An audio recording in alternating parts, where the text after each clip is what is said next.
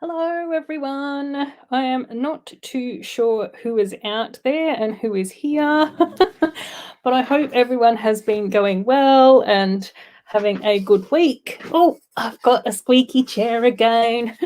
And I don't even know if I'm in focus. Is my webcam focusing? Oh, Amy is here. Hi, Amy. I hope that you are well and that you have been having a good week or two. It's always lovely, lovely to have you here. It does. Oh, Bucky's barking. It's not used to me talking to myself. It's been a week, hasn't it, Bubby? It's just down here. And Pink Gamer did pop in earlier to say hello, which is also really nice. Oh, and Jake is here as well. Hi, Jake. I hope that you are well, my friend, and that everything is going well.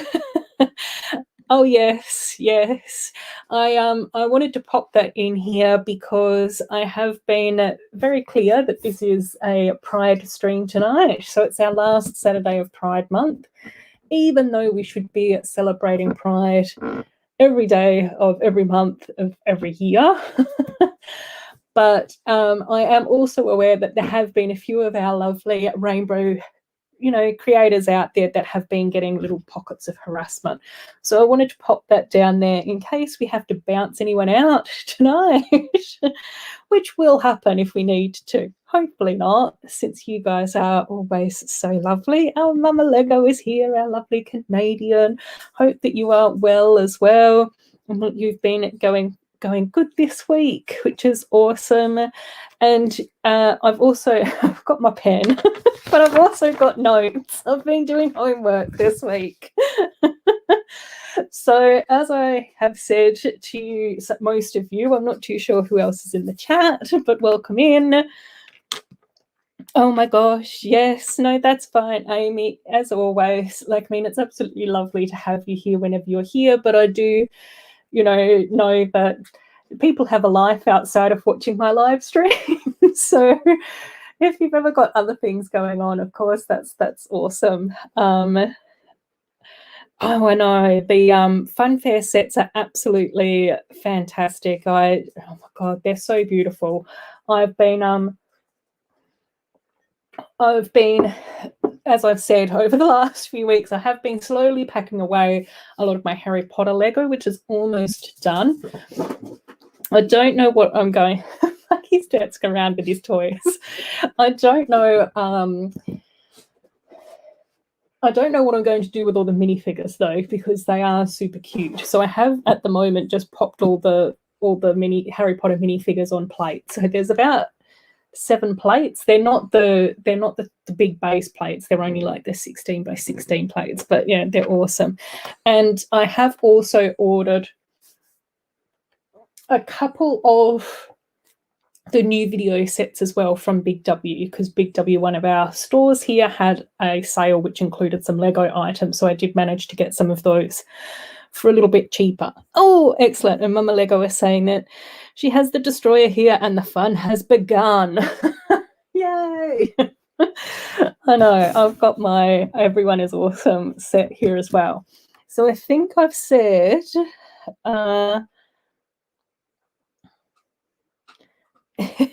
I think I've said hello to just about everyone that's, chatting away here. Oh my gosh, and Jake's giving me updates as well. Went to B&M yesterday to get some stuff and bought a Looney Tune CMF, and the lady at the checkout gave me the video store display. Does that mean that you just radiate Lego enthusiast? Oh my gosh, Darren and Coralia, yeah, hello, the lovely Victorians. And he's just had to say, it's sausage rolls for dinner. Yum. That's brilliant, brilliant, brilliant. Before we get too much further into the stream, I did want to make sure that a few of you were able to pile in here nice and quickly. But because this stream is about Pride, I thought that it would be really nice just to pay our respects to those in the LGBTI communities who have worked and fought and died to improve the lives and the care for the future of LGBTI people, friends, family, and communities as well, particularly when we're talking about things like equality and equal rights and human rights as well. So we can just take a moment to send our love to the people that have come before us, that have made our world a more inclusive space. And I think that it is things like this set that starts to show how far we have been able to come around acceptance and inclusion of LGBTI people into corporate spaces, even if it is around marketing and making money. But I just wanted to say that, especially right at the beginning of our stream as well, so that that's sort of going to set the tone a little bit for today's build. And then Amy is saying that she's building some of the funfair sets, which is amazing. Oh my gosh, I just love them so much. And I have been able to put all the funfair sets at one end of my new Lego table. I've also got my Unikitty roller coaster there as well, and I've started to pull out some of my other amusement park and funfair type sets as well. Oh, and Tech is here. Hey Thomas, I hope that you are going well, my friend. So, oh my gosh, so LegoCon starts just after this stream is done. Fantastic. We'll have to try and keep on time then, so that whoever wants to bounce into that can bounce straight away. Like I said, I do have notes for tonight. Because, like I said to many of you over the past few weeks, that about the fact that this stream was coming up, I did want to make sure that it was, you know, all about supporting the LGBTI community and individuals and all of those sorts of things. So I have done a little bit of a summary timeline, which I will probably read out throughout the stream. Oh my gosh. So, but before we get going on the educational component of the stream, let's open up our set, which I've been bursting to open, obviously, all month. And, well, it did take, what, 14 days to arrive or something like that. So I've had it in my possession now for like 10 days. It's just been so tricky. Oh, to hold back. Oh, right. Little random. Oh. Oh, okay. Well, this is cool. We've got unnumbered bags. How exciting. Right, we've got plates. We've got more unnumbered bags. Pucky is on the floor down here next to me, where I usually throw all my rubbish. So I don't know where I'm going to put all my rubbish once we get building. Cool, right, box. Let's pop the box down here. And, oh, Brett is here. Fantastic, fantastic. So nice to have you here, Brett. And just to let you know, because I do know that you are one of my little blue wrenches, Brett, feel free to bounce anyone that we need to bounce tonight. I'm hoping that everyone's going to be polite, as you all are. But just in case we receive any unusual little people coming into my stream that don't usually belong here. Oh, cool. So Thomas is also building as well. So we've got a few people building. Mama Lego, Amy, Tech, working on some stuff but listening in. Yeah, I know. We'll go through and we'll do a little bit of history as well. I have found most of what I've wanted, but some of it, there were a few things that I couldn't quite find exact dates and everything like that about. But that perhaps would just be me not looking very well. Not looking properly. Right, let's see where we're up to. Let's do...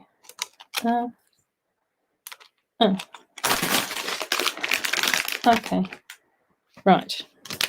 Okay, I'm going to have to open all of these little bags. And it does say that I'm supposed to build the figures at the beginning, but I might actually build them at the end because I think that would be more fun. Oh, cool. Mama Bricks is here as well. Hello. I hope that you've been well. It's lovely to have you here. I know that it's probably coming up for lunchtime-ish there. So feel free to duck off if you need to. But it's always great to have you here. I've also noticed, Mama Lego, that you've posted your next Dutch live stream dates as well, which is really cool. So as always, I'm sure that I'll pop your live stream on at some stage or another when I'm pottering around the house, in the hopes that I'll just gradually absorb the Dutch, which is not going to happen because I'm terrible at learning languages. But we can just live in hope, can't we? Right, let's get this. And oh my gosh, my chair is so squeaky tonight as well. You've got all the good sounds. You've got Pucky down here. You've got rubbish. You've got my squeaky chair. It's all happening. Right, now I think this one goes here. We'll see. We'll see how good I am at building this and doing LGBTI history and whatever else I've got planned. Can't even remember. Oh dear. Right. Okie dokies. Okay. Cool. Okay, let's get the base built. That's always. Oh, okay. Already back to folding laundry. Oh my gosh. Living the dream. Actually, I must admit that I don't mind doing the washing. It's one of those chores where I'm sort of like going, yeah, I can live with this one. I think the vacuuming and the mopping are the chores that I just try and avoid at all costs, which is not great considering how fluffy Puppy is. So, yeah. Right, excellent. Looks like that bit is done. Okay, 2x2 bricks. So, as I said, I will be going through and talking a bit about LGBTI history, and particularly for Western Australia and Australia as well. So, I think it is interesting because a lot of the colonial legal system obviously arrived with the First Fleet. So the laws were essentially based on what was happening in Britain. So obviously at that time, which was 1788, it was illegal to be gay. So in order to participate in consenting male activity, male-to-male sexual activity, that was pretty much illegal. Interestingly, across all the colonies and in Britain law, it wasn't illegal to be a lesbian. So that's where I sort of go, it is sort of interesting when we then start to think about LGBTI rights alongside women's rights, equal rights, you know, again, how all of that then sort of connects in and intersects with each other.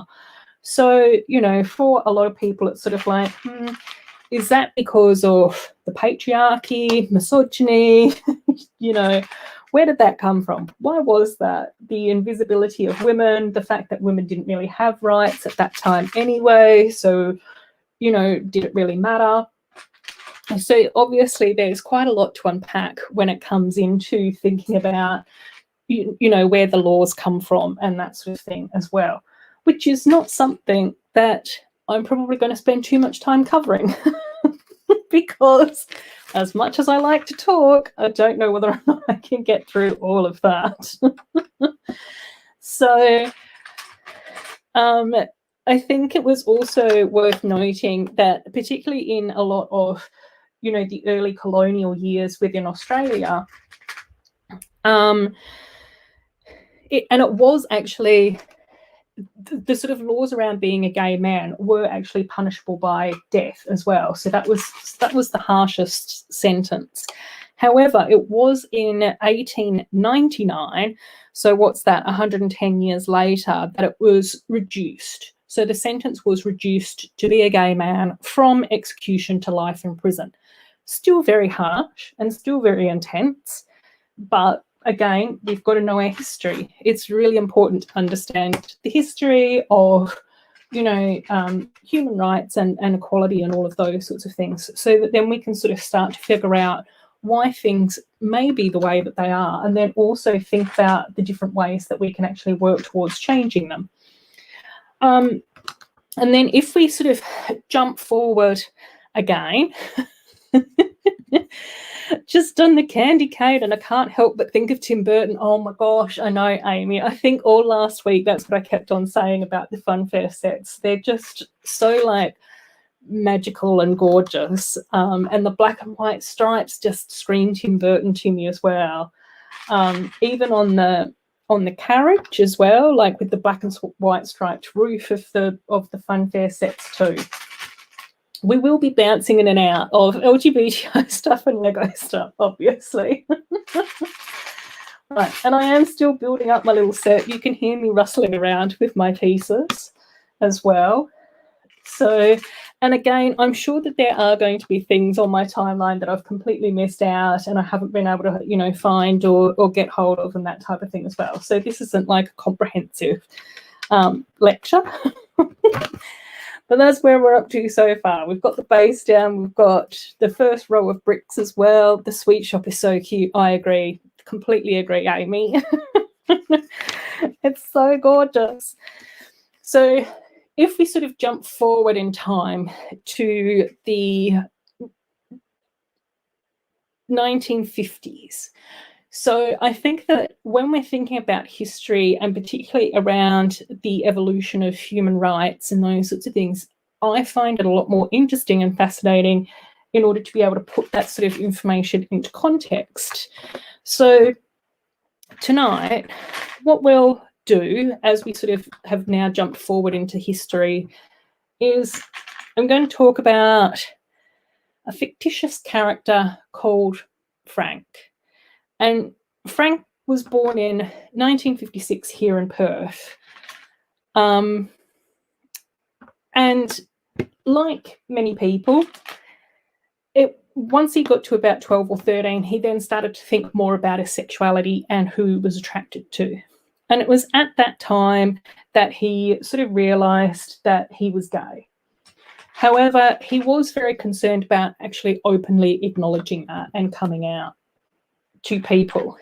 And again, in 1969, when Frank was 13 years old, that was actually when the Stonewall riots occurred in New York City. And that was probably also the first time in Frank's life that he might have even seen gay people represented in the media. There may have been some stuff around, but it would probably have been quite unlikely for Frank, a young guy from Perth in Australia, to have too much connection to the LGBTI community. And so then we've got to think about what that might have been like for someone who was starting to question who they're attracted to and what their sexuality might look like as they sort of start to grow up in those sort of early teen years. And we've got to also think about the fact that in Australia, it wasn't until 1973, so Frank would have been 17 when the Australian Medical Association removed homosexuality from its list of illnesses. And that happened in the same year that the psychological disorder book, which I've noticed I'm missing a line on my printout here. Anyway, the psychiatric disorder sort of manual also removed homosexuality as a mental illness. So up until the point that Frank was 17, he actually could have been diagnosed as being mentally unwell for being gay. So again, in those formative years, we've also then got to imagine what that might have been like for someone to have to sort of think about who you disclose to, how you talk about your sexuality, who you're open with, and what do you say? Do you want to end up in a mental health institution? Will you be going to therapy? What type of therapy will that actually be? Who will you be talking to about what's going on in your world? Oh, okay. Where does this one go? Okay, I don't know. So, yeah, I think that's sort of quite interesting when we sort of start to sort of unpack the thoughts and the feelings around that sort of stuff. In 1974, that was when Living Proud was established in Perth. So Living Proud hasn't always been known as Living Proud. It's gone by quite a few other names over the years.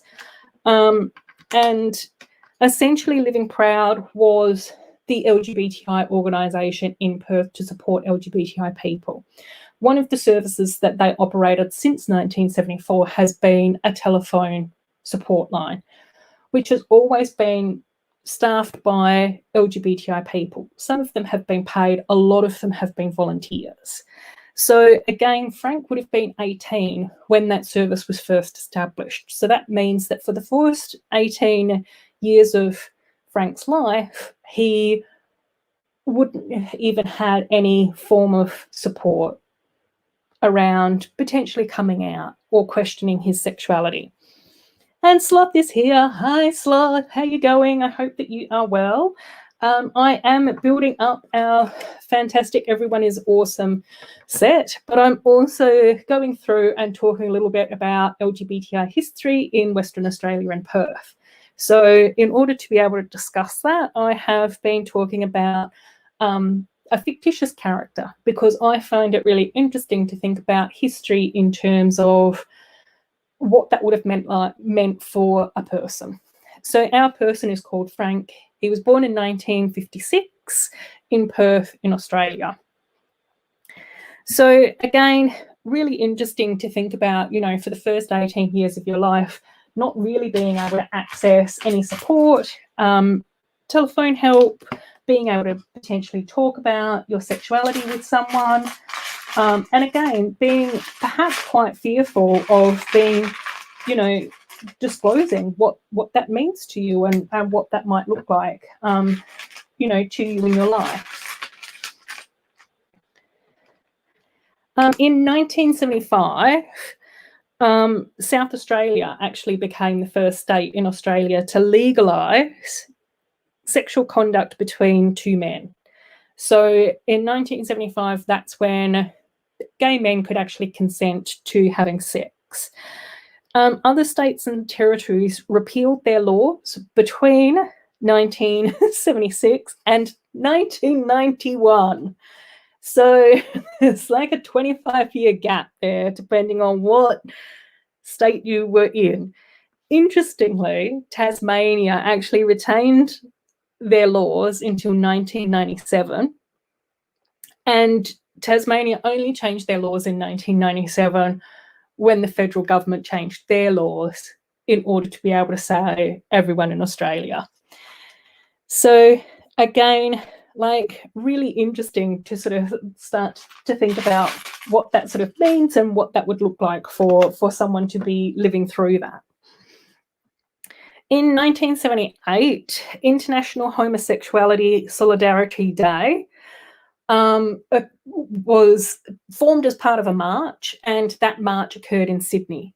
And around about 500 people actually marched in Sydney as part of that demonstration, which was really around sexual repression in Australia as well, and other countries.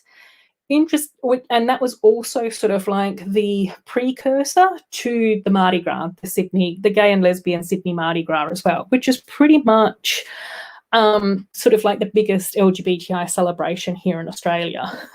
Yeah, it's been a slow one in a lot of countries. There's still a lot of work to be done. So I thought that was sort of quite interesting that march occurred. And there were, like, from what I could read, there were a few street parties that occurred later that night in 1978. And then what happened was that the police actually attacked some of those street parties, and 53 people ended up being arrested. So while 500 people actually were able to march in solidarity of LGBTI people in Sydney, 10% of them ended up getting arrested later that night. So again, that's where we sort of start to see that process of equality being 2 steps forward, 1 step back. And Pink Gamer is here as well. Hi, Pink Gamer. How you going? So hope that you are well. I'm building up the Everyone is Awesome set tonight. So I've gotten this far, so not super far in 24 minutes, but I'm also going through and talking a little bit about LGBTI history in Australia and particularly in Perth. And in order to put that into context, we'll be discussing our fictional character called Frank, who was born in 1956. So, of course, Frank would have been about 22, and potentially he might have seen the International Homosexuality Solidarity Day March discussed in the news as well. But in 1984, when Frank was actually 28 years old, was actually when the last gay man was arrested. And that was actually in Tasmania again. And he was actually sentenced to about 8 months of prison.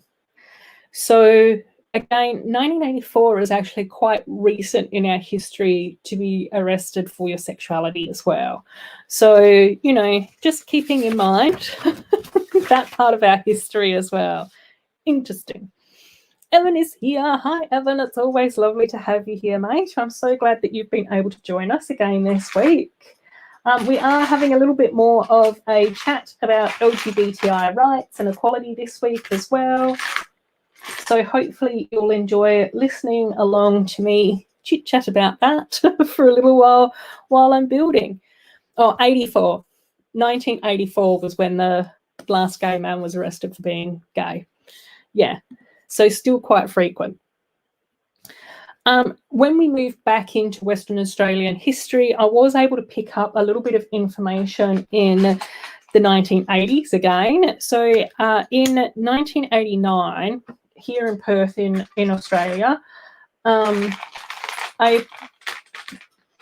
rally was organised to protest over laws discriminating against gay men. And that rally occurred on the steps of Parliament House in Western Australia. There was a bill that had been put forward in order to be able to decriminalise homosexual acts between consenting men. And over 300 people attended that particular rally. And that rally was sort of like a little bit of a precursor, a little bit of an instigator around then the Perth Pride Parade. Yeah, 84 is still also really liked in our history. I completely agree with that. Yeah, Pink Grey, it's only about 50 years we've become more accepting. Yeah, there's still, and I completely agree, there's still so much work to be done. It is a lot better now than it was then, but I think it's also really important to sort of go back and have a look through our history and those sorts of things as well, because it then reminds us around, you know, what people have been fighting for and what people might have even been dying for as well in order to have that sort of equality occur in lives. Okay, oh my gosh, I finally found Tasman Bricks is here. Hi Tasman, how are you going? I hope that you are well, buddy. We're having a lovely rainbow stream tonight, so I'm building up the Everyone is Awesome set. So plodding along, doing my bits of building, but we're also going through and talking a little bit about LGBT history here in Australia. I thought that it was fitting for this stream,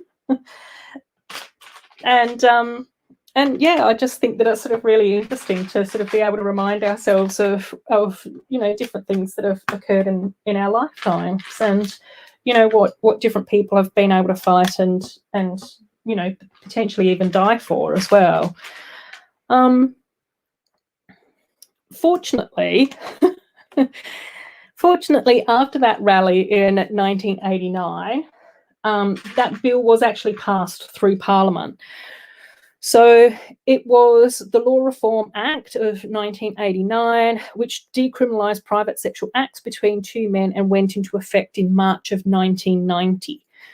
However, the Act was also one of the strictest gay law reform acts in Australia at that time. And while gay men could then consent to engage in sex, the consensual age of homosexual acts between men was 21.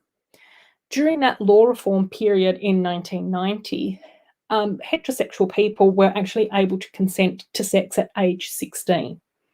So while there were updates around decriminalising sex for gay men, it was also not equal. And there were a lot of contingencies in and around the laws as well.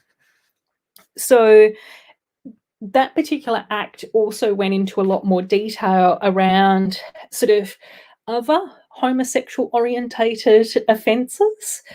So one of those included making it a crime for a person to promote or encourage homosexual behaviour as part of teaching in any primary or secondary educational institutions. So that pretty much meant that if you were a teacher, you couldn't even really talk about the fact that it was okay to be gay. And that happened in 1990. So again, there was some steps forward, but I would actually say there was a significant few steps backwards. No, that's fine, Tasman, if you can't stay very long. It's always really nice to have you here and saying hello. Evan, oh my gosh, you got your COVID shot yesterday. I've booked in mine for Tuesday. So Tuesday just after lunch is when I'm going to have mine, which I'm not really looking forward to. But I kind of knew that I needed to get on with it and just get vaccinated so that I could just speed up the whole process and try my best to get it all sort of over and done with. So, yeah. Interestingly, in 1990, a lot happened in 1989 and 1990 here in Western Australia, which was kind of cool. Like, it was really cool to see that that's what was happening. So also in 1990, a university student group was formed, and they were called the Stonewall Union of Students of Western Australia. And their first sort of, oh my gosh, Pink Gamer, have you heard in Hungary they are getting rid of children being allowed to learn about LGBTI? Oh my gosh, I think it was Hungary. I'll double check. Yeah, again, this is where I just sort of go, it's really interesting. Like, I mean, there is a little bit more history in here in Australia where you can see that there was movement and then there were greater restrictions put in. And I find that sort of really fascinating when there is like a proactive choice. A proactive effort by governments in order to restrict equality and freedoms of people to, you know, fall in love. So, yeah, and again, I think that it's sort of really worthwhile to sort of think about having these conversations and what that sort of might mean for people. So, again, the Stonewall Union of Students of Western Australia, their sort of like first initiative was to contact a lot of the other LGBTI groups within the community in order to set up the Pride Collective, the WA Pride Collective. And they organised to have a Pride Month in October later that year. And so in October 1990 was when Perth actually had its first Pride Parade, which was fantastic and awesome. But when we go back to think about Frank, our fictitious character in our little timeline, he was actually 34. So Frank might have been one of the 200 people to march in the very first Pride Parade in 1990. Again, the second Pride Parade was then moved from the daytime to the nighttime, and thousands of people showed up to the second Pride Parade in 1991. And then it ended up having 350 people march in the Pride Parade that year, which I think was really interesting that it then increased by another 150 people who wanted to march. And again, talking to some of my older LGBTI friends here in WA who have been really, you know, active within the community and those sorts of things, it was scary to them. It was really scary for people to march on Parliament and to, you know, openly acknowledge that they were gay in Australia. And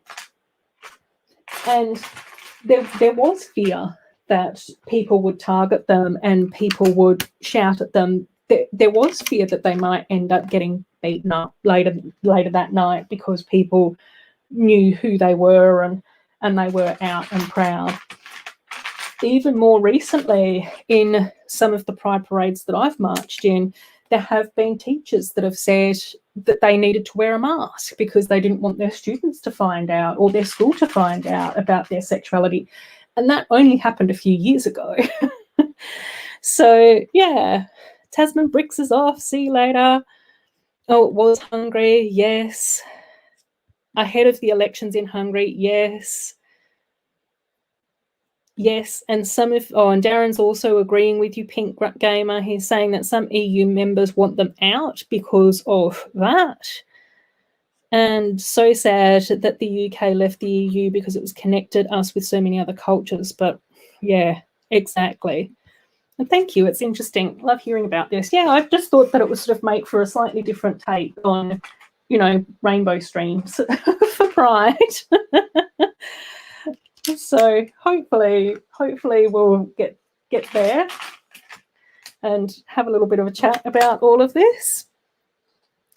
And then in 1991, the other thing that occurred, which was also really quite great, was that the Migration Amendment Act was passed, which meant that Australians, so either citizens or permanent residents, could actually sponsor their same-sex partners to be able to join them in Australia as part of a de facto relationship, which is really cool. So, and Sloth is saying being attacked for being LGBT is scary. It might be illegal, but it's still widely condoned by society. And I think that this is where it's sort of interesting because I have spoken to of a few people that have come over from, say, the UK, where there are very clear hate crime laws, whereas in Australia we actually don't have hate crime laws. So again, there is still that sense of vulnerability for any community that might be experiencing hatred, regardless of whether or not it's about your gender or your sexuality, your race, religion, anything like that. And so again, I just sort of go, I think that it's really interesting and it's really important to be able to have these discussions as well.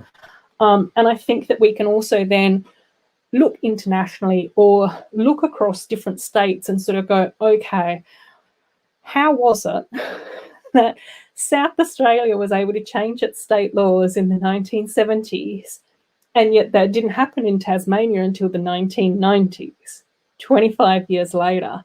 So again, it's sort of like quite interesting as well.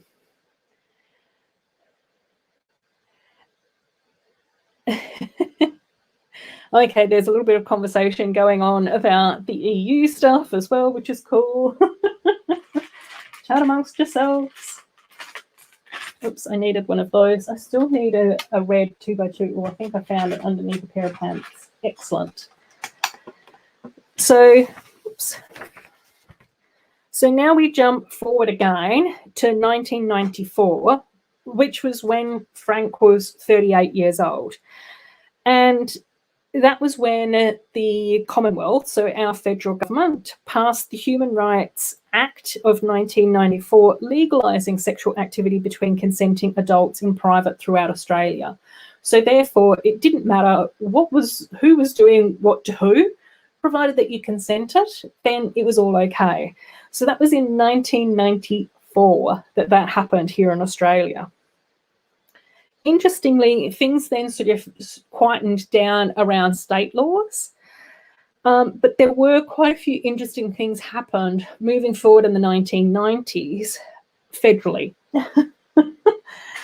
which is where we start to then have a bit more of a conversation around politics, unfortunately. It's always tricky discussing politics at any time or place, let alone on a really chill, cozy Lego live stream. So we'll see how we go with this. But in 1996, so that was when Frank was 40, and this would have been quite widely publicised in quite a few newspapers, and possibly also on the TV a bit as well, to a certain extent. But essentially the Prime Minister in Australia then reduced the number of interdependency visas, making migration for same-sex couples more difficult. So again, when we sort of go back to 1991, a law was passed making it easier for same-sex couples and de facto relationships in order to be able to gain entry into Australia to be with their partner, their Australian citizen partner or permanent resident. 5 years later, the law wasn't changed, the number of visas was cut. So this is where we started to see that 2 steps forward, 1 step back.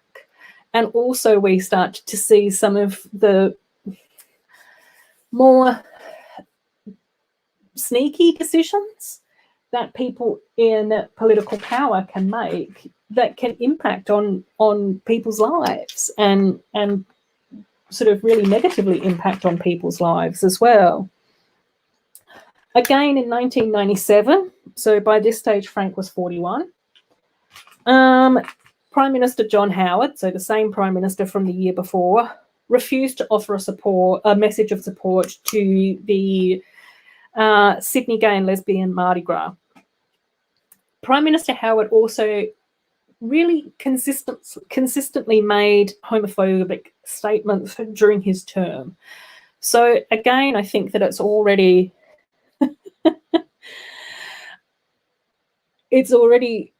interesting to see that, again, in the last few years, when political leaders, and particularly political leaders at the top of the food chain, like prime ministers and like presidents, make those remarks, we can see how it then trickles down into society where, you know, regular people then assume that that's okay for them to do as well, because they can kind of know that they can get away with it because that's the way that the voted public have, you know, expressed themselves. So again, you know, interesting.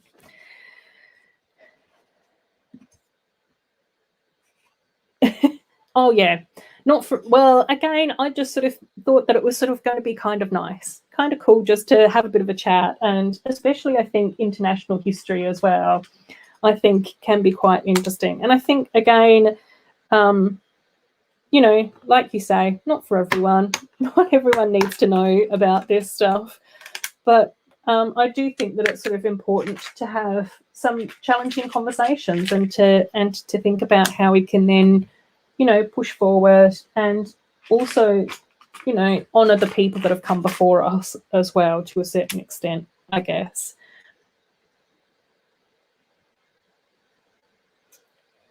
Oh, this is also... oh, okay, that's also part of...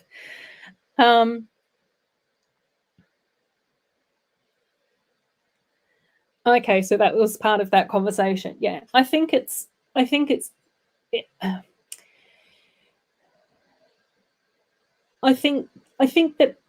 people do exist on a spectrum, you know, and I think that there are some people who we can have intelligent conversations with and educate and do our best to try and encourage them to read more, learn more, look into things more, reflect more, think about what their biases are, where they might have come from, and explore that side of themselves.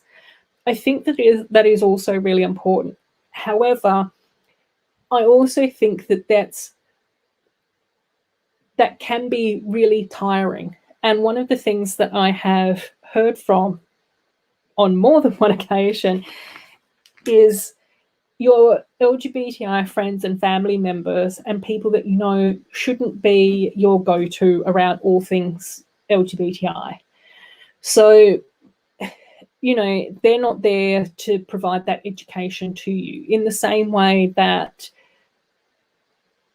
again, I think that that's also really important for allies to understand that it's our responsibility as an ally to do our best to educate potentially future allies and potentially people who are interested and keen to explore that side of themselves.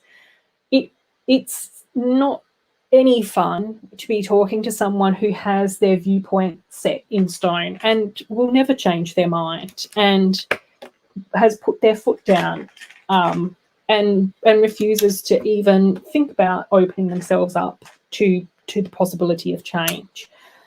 And I think that that's also been really interesting when I've been talking to some of my LGBTI friends who do a lot of training and education, is that it can be quite exhausting to be constantly, you know, doing your best to diplomatically and reasonably educate people around why it's okay. Oh, and Joe is here. Hi, Joe. I hope that you are well.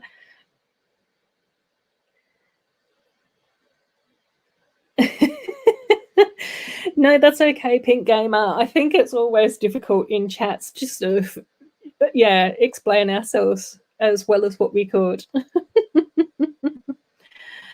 Cool. Then Sloth is having a chat. No, that's fine. We love your stubbornness, Sloth.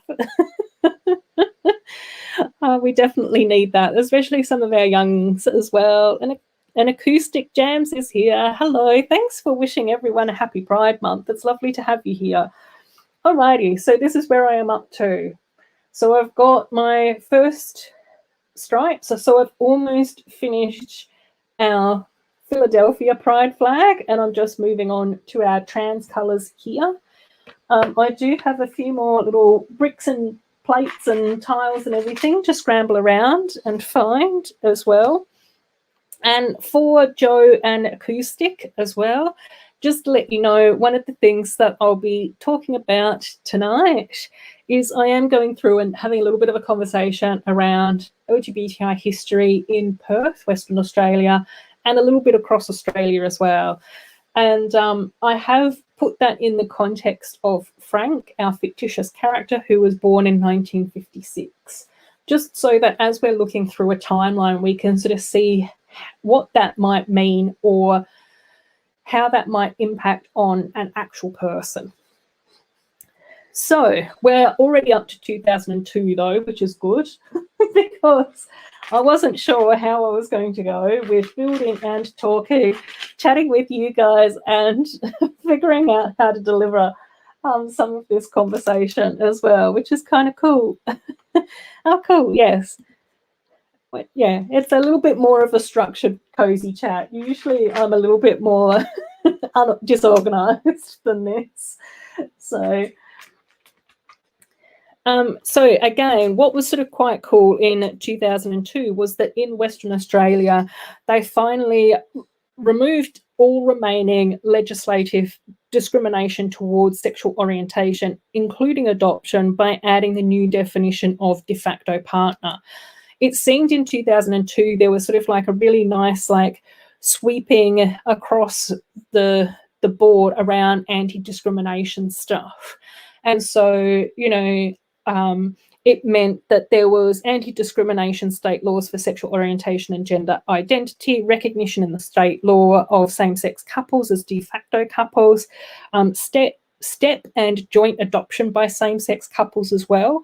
And also in 2002 was when we actually finally got the equal age of consent in Western Australia. So that basically meant that in 2002, everyone could consent to sex at the age of 16, which was kind of cool. And then it also repealed all the laws with respect to promotion of homosexual behaviour in public policy and in the educational context as well. So, yeah, it's sort of like quite interesting to see how far that was able to sort of spread across like the legal policies as well, which was really, really exciting, particularly for Western Australia to sort of be taking a little bit more of a forward step on all of that as well. Right, I'll just check and see where we're up to in our chat. Everyone's saying hello to each other, which I love. Love it when you guys all chat amongst yourselves, especially when I'm rambling on. And Pink Gamer is saying, I found it really interesting moving around the world and how the LGBTI community is treated. I love Australia because everyone was so accepting and lovely. Not everyone, but a lot of us. We do our best.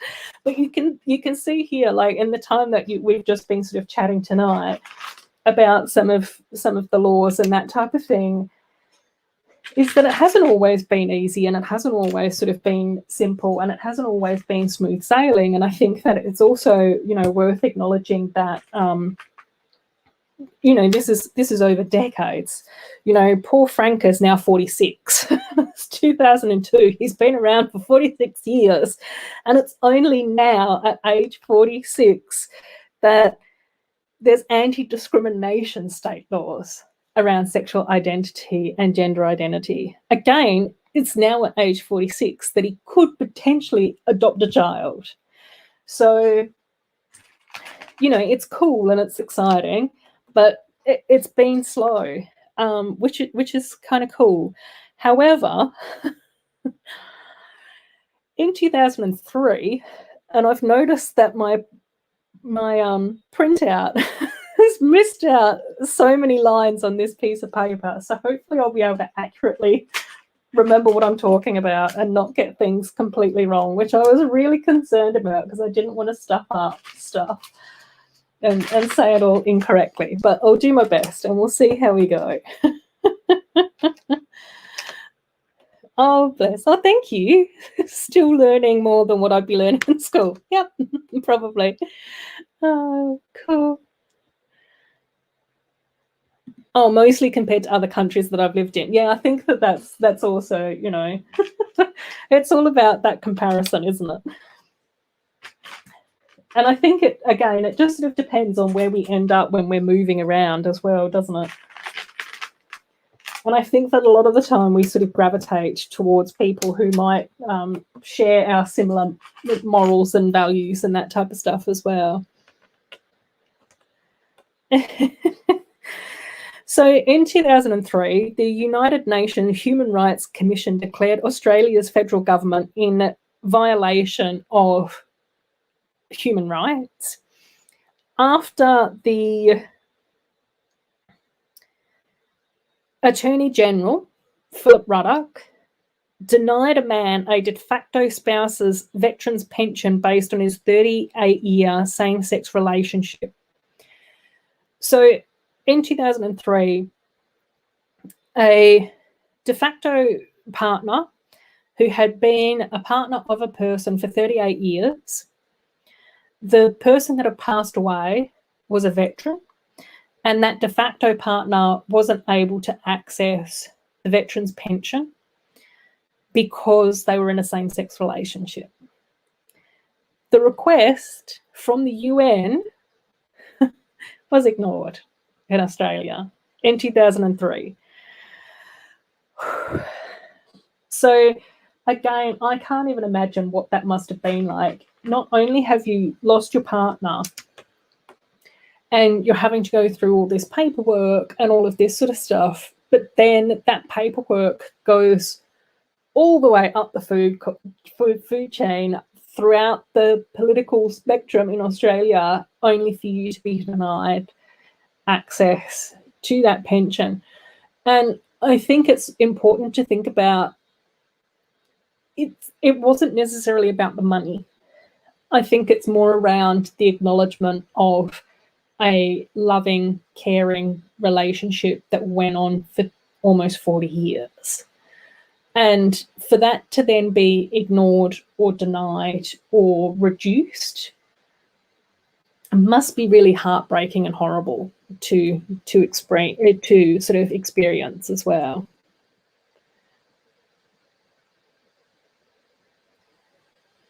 Oh my gosh, yeah. And Acoustic is saying, I wish to go to Australia one day. Love the LGBTI community there. There's so many amazing people and everything. I think it's nice that people support one another. Yes, we do. We do our best. It was weird looking back at the age of consent to have sex in the UK was 16 for a man and a woman, and it was 18, I think, for a man, and 21 for woman to woman. Yes. And I don't know whether or not you were in the chat earlier, Pink Gamer, but at the beginning of my stream, I did actually say that from 1788, the early colonisation laws in Australia were based on the then current laws in Britain. And essentially it was illegal to be a gay man, but it was never illegal to be a lesbian. So I don't know whether or not that was just the patriarchy, misogyny, you know, whether or not they were sort of like, oh, it's not real sexual contact, whatever it was. And woodshop teacher is saying the age of consent in Denmark is 15, which is interesting. Now, 15, 16, I think is fair. Like, I mean, I know in Australia, while it is 16, there are certain things between 16 and 18 that can occur or can't occur. So while the age of consent in Australia is 16, if you're between 16 and 18, there's a whole heap of stuff around, you know, people that are in a position of authority. So even if your partner is 17 but in a position of authority, like your boss at work or whatever, while consent might be given, it's still an imbalance. So, you know, that makes things a lot more tricky. Obviously, there are things around, you know, sexting and sexy images and photos and all of those sorts of things, because that is considered, you know, underage until you're 18 plus, because that's more around adult filmy type stuff. So again, that's sort of interesting as well. Oh, Will Harper is here. Hi, Will. I hope that you are well. We're having a very in-depth Pride chat. We're going through and discussing a little bit about LGBTI history today. We're still sort of just chatting a little bit about LGBTI history in Perth and Western Australia. No, I didn't think that you were. That's why I thought I'd just jump in and have a chat about that.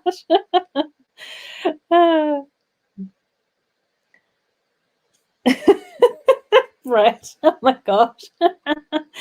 Oh, the world needs to smoke a Brett's Rasta cigarette and chill. What did I walk into? Yeah, you've popped into a little bit more of a complicated chat tonight.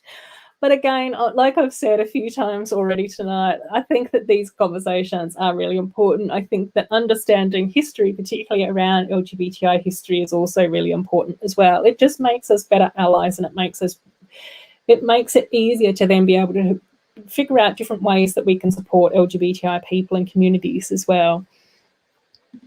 My daughter is 16, age of consent is now 40. Brett saying, preach, brother. I'm sure that both of you have raised fantastic daughters who you can trust will be able to think about their bodies and their consent in a respectful and worthwhile way. But we're not discussing daughters tonight. Well, we might be discussing daughters tonight. Let's not delve into that too much. Oh my gosh, woodshop teacher tried to impose that on my daughter, didn't work. Oh, bless. Yeah, and I think that that's sort of an interesting, I think that that's also an interesting thing to point out as well. You know, I think that it does take a lot of work in order to be able to go through and figure out where our biases are and figure out, you know, where our judgment, you know, fits and what that looks like, and sort of reflect on how we can go through and think about how we can sort of start to change that in order to be more accepting and more inclusive and all of those sorts of things. And it's not an easy thing to do. And again, if you are a stubborn person, or if you're not really all that interested in changing in the first place, then that makes it even more difficult as well.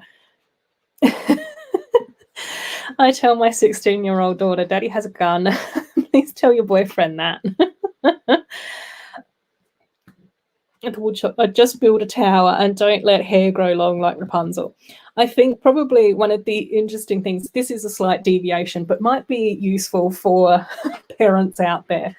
I was raised by a single mum, And I think that she was always concerned because she's only teeny tiny. She's only like 5 foot, and she's always been like this little, you know, tiny person. And I think that she was always concerned that, you know, it was going to be a lot more challenging for her to be able to look after her daughter. Because she couldn't turn around and say, if you don't be nice to my daughter, I'm going to beat you up or whatever. And so one of the things that she actually said to me, and I think this actually came from a friend of hers, but she sat me down one day and actually had this quiet, serious conversation with me. And she was just like, I think it's really important that if you end up in a relationship and you think that things are getting a bit serious, it's good to be able to say to the guy, you know, if you ever mean to me, and you know, if you're going to be abusive or physically violent towards me, you've got to remember that at some point you will fall asleep. I own an iron and I can turn it up really hot. And she said, tell your boyfriends that. And because I'm a little bit dumb, I took her advice and I would literally have that conversation with blokes and say, if you ever mean to me, you got to fall asleep sometime, and a really scorching hot iron might drop on your privates. So, you know, you've just got to be creative about how your daughters can look after themselves.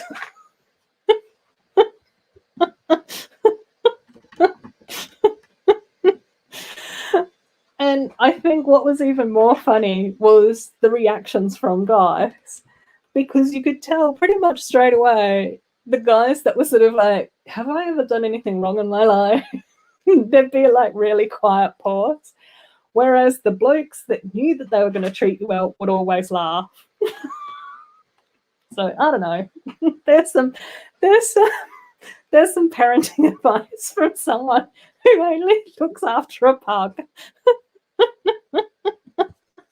I'm going to remember that for my daughter. Yeah, it was handy. So yeah, completely off topic, but it's always good to share. Maybe not. I don't know. Probably a reason why. Anyway, a little bit of a. Oh, cool. Woodshop teacher is saying, watched a video by Rope Trotter about 2 American gay guys living in Denmark comparing lives and communities. Very informative. Cool. We'll have to. They've got visions of Ruth running around with an iron. The thing that's quite funny is I still own the iron that I bought when I was like 17 or 18 because I hardly ever use it. To iron clothes. So still sits there in the cupboard. Oh dear. Ordered 2 more pucky dogs. Yay! Part of this conversation should be on 72-hour live stream. Thomas is saying brilliant story. Yeah. Oh, bless. Oh, Em is here. Morning, Em. I hope that you are well. Excellent. Thanks for stopping by, Will. It's really nice to have you here. Yay. Oh, and Amy saying, finally watched Luca and loved it. Yay, that's awesome. Pink Game, I've got my mocks to revive for, which sucks, but this stream is going to be my break. Yes. That's the only reason to use 9. Yep. I can't think of any other reason. Just always crumpled. So, yeah, that's sort of, I think that's kind of cool. Thanks, Will. I really appreciate that. That's really nice of you to say. Oh, dear. So, yes, we've gone off on a slight deviation. Into consent. Oh, bless. I don't think we own an iron. We have lots of guns and some cool clothes. Close enough. Oh, Corney's here. Hi, Corney. How are you going, my lovely, lovely person? I hope that you are well, my lovely Lego son. This is where we're up to so far. It's been over an hour and there's been lots of talking. So, yes, excellent. Right, I don't know where I'm up to. 1, 2, 3. Oh, yes, I have. I've jumped forward completely. Excellent. Right. So, back to our timeline. Corne, hi guys, how are you all doing? Good, Corne. We're having a lovely little chat this evening, or whatever time it happens to be. And I thought that it would be kind of cool tonight to go through a little bit of LGBTI history in Perth and across Australia. So we have gone through about 2/3 of what we've been chatting about tonight. So you've sort of jumped in at around about 2006. And I have said this a couple of times. Oh my gosh, yes, I know. Oh, that ice castle is so beautiful. I can't wait. Oh my gosh, it's Wales versus Denmark today. Just remembered. Oh no. That's going to cause ructions in the chat, no doubt. We've got Welsh and we've got Danish people. It's all happening. So, and one of the things that I always find interesting with going through historical timelines is I like to put it in context of an actual person. So tonight we're also discussing Frank, who was born in 1956. So in 2006, which is where we're up to, Frank is actually 50. He made it. Yay. And in 2006, again, we've got more stuff going on with the federal government, and the Federal Attorney General, again, Philip Ruddock, we didn't like him at all, introduced the marriage legislation reform as well. And it basically meant that in Australia, later in 2004, the Marriage Act of 1961 and the Family Law Act were amended to define marriage as a union of a man and woman to the exclusion of all others voluntarily entered in for life. So prior to that, it actually said the union of two people. So in 2004, the political party, John Howard, and our Attorney General, Philip Ruddock, actually made steps to make it more difficult for LGBTI people to be able to enjoy same-sex marriage. And again, in 2006, oh no, that was 2004. So that was when Frank was 48. In 2006, the Attorney General, once again, Philip Ruddock, blocked a gay Australian man from marrying in Europe. So in some European countries, you need an actual certificate to be signed off on by your Attorney General to say that it's okay for you to get married. And Philip Ruddock actually said that he wasn't going to sign them, and he was never, ever going to sign and release any documents to same-sex couples intending to marry overseas. So again, in 2004 and in 2006, there were concerted efforts politically in order to make it more difficult for LGBTI people to live equal lives. Right. Sloth saying, I keep changing out the people in my LGBTI display in my videos to keep it entertaining and because my citizens have things to do. Yes. I've been painting like crazy lately. Finished 3 boxes in 2 weeks. I know your boxes look absolutely amazing. I loved the one with the flag. I haven't been on Instagram heaps though, so that's kind of cool.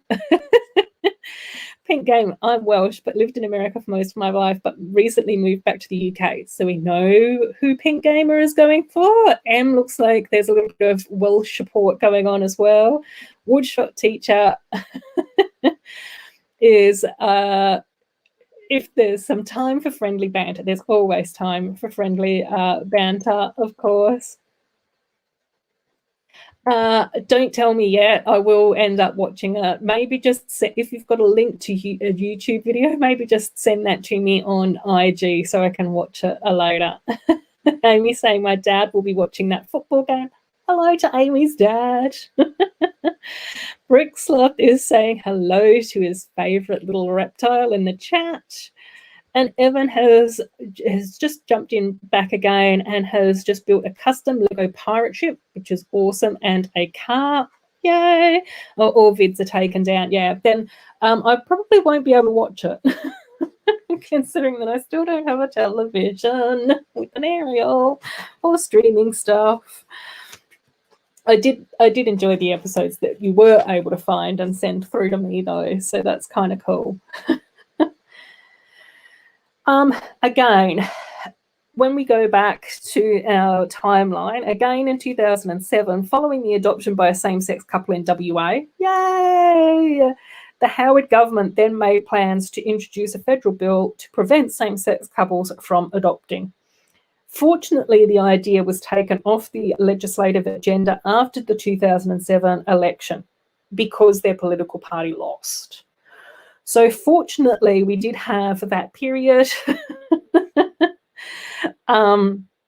where we could see that there was quite a few different things that occurred in 2003, 2004, 2006, and 2007, amongst other stuff that was going on, which then really started to restrict the rights of LGBTI people in our country.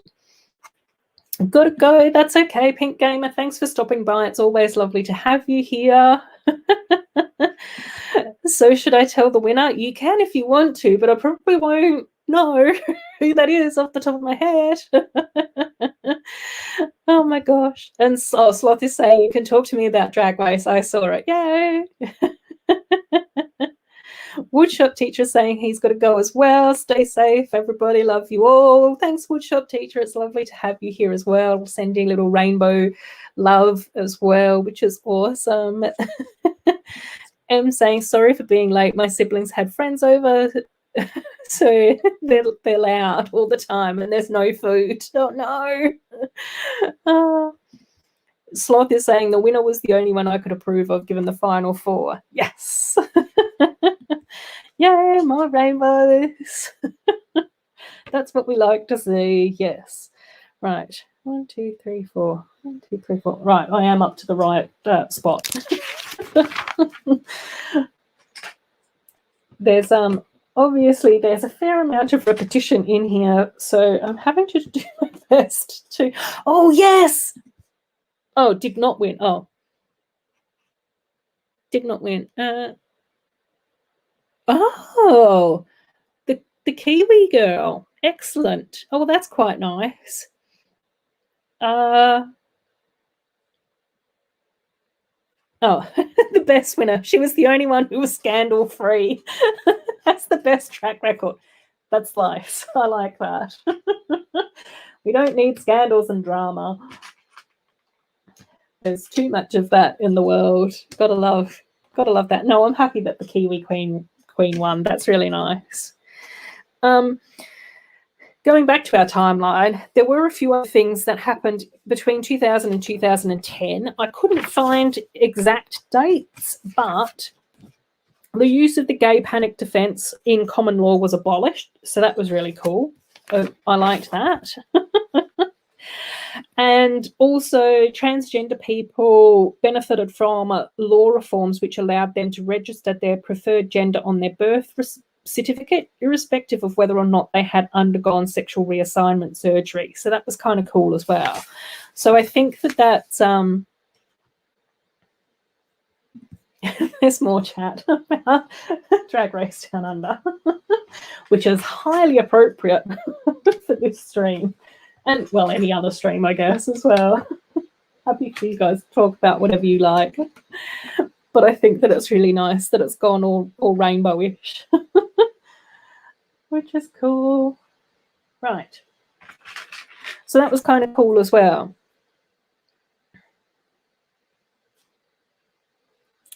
So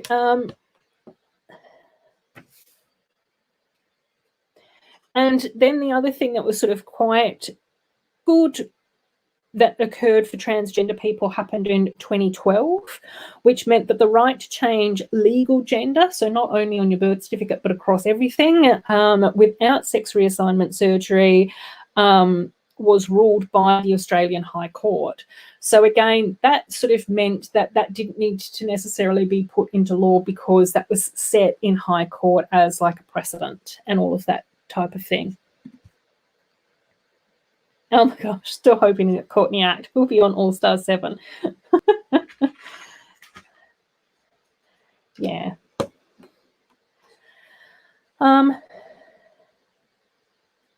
And again, in 2013, so by this stage, Frank was 56, the first nationwide anti-discrimination law was passed by the federal government in the form of the Sex Discrimination Amendment Act. And the provisions also extended to intersex people as well. So that was kind of cool too. So while that law got passed in Western Australia, I think in 2002, so most of that was sort of like quite good. It wasn't until 2013 that that was then adopted federally, so across the country. So again, kind of cool, kind of interesting that we can see that there was like a 10-year difference between what was happening in Western Australia at a state level and then what was happening nationally at a federal level.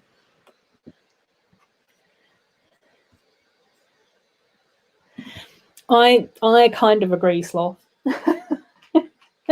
She's our most well-known queen. Yeah, I like that it's also more inclusive as well. I think that that's really, really awesome. And now we're up to the point of 2017. So Frank is now 61. And in 2017 was when in Australia we actually had our same-sex marriage vote. So the Liberal government, which was the government that John Howard was from, is now back in power. And they were denied the opportunity to hold a plebiscite, but they did succeed in conducting a voluntary postal survey on same-sex marriage. Fortunately, it did come back as a yes vote, with 61.6% of Australians saying yes. And consequently, the federal parliament passed a law amending the Marriage Act 1961 to allow same-sex couples to marry in December 2017. It's also worth noting that between 2004 and 2017, same-sex marriage legislation would fail 22 times in federal parliament. So from 2004 to 2017, 22 times it went up in parliament to be voted on and it got voted down as no. And then finally in 2017, the government was pressured into hosting a plebiscite or a vote postal survey, which then came back as 61.6% yes. And I think that the thing that was really interesting was speaking to quite a few of my LGBTI friends after that. I know that a whole heap of them ended up getting married in like January and February, particularly those people who had been together with their partner for decades. Like they knew what their wedding and their ceremony and who they were going to invite was going to be like. But talking to a few of the people, so many people were just like, I didn't think that it was going to mean so much to me, and particularly the LGBTI people who were younger than me. And they were just sort of like, I didn't think that it was going to impact me the way that it did. But knowing that just over 60% of the community thinks that it's okay for me to be me is actually quite empowering. So it's sort of, yeah, it's sort of interesting, I think, when it comes to the same-sex marriage vote. Oh my gosh, yeah, exactly. We both, in their lives, have been lucky to have friends in the community. We voted yes in 2007. We felt that our friends should marry the one they love, whatever their sex. Exactly. Exactly.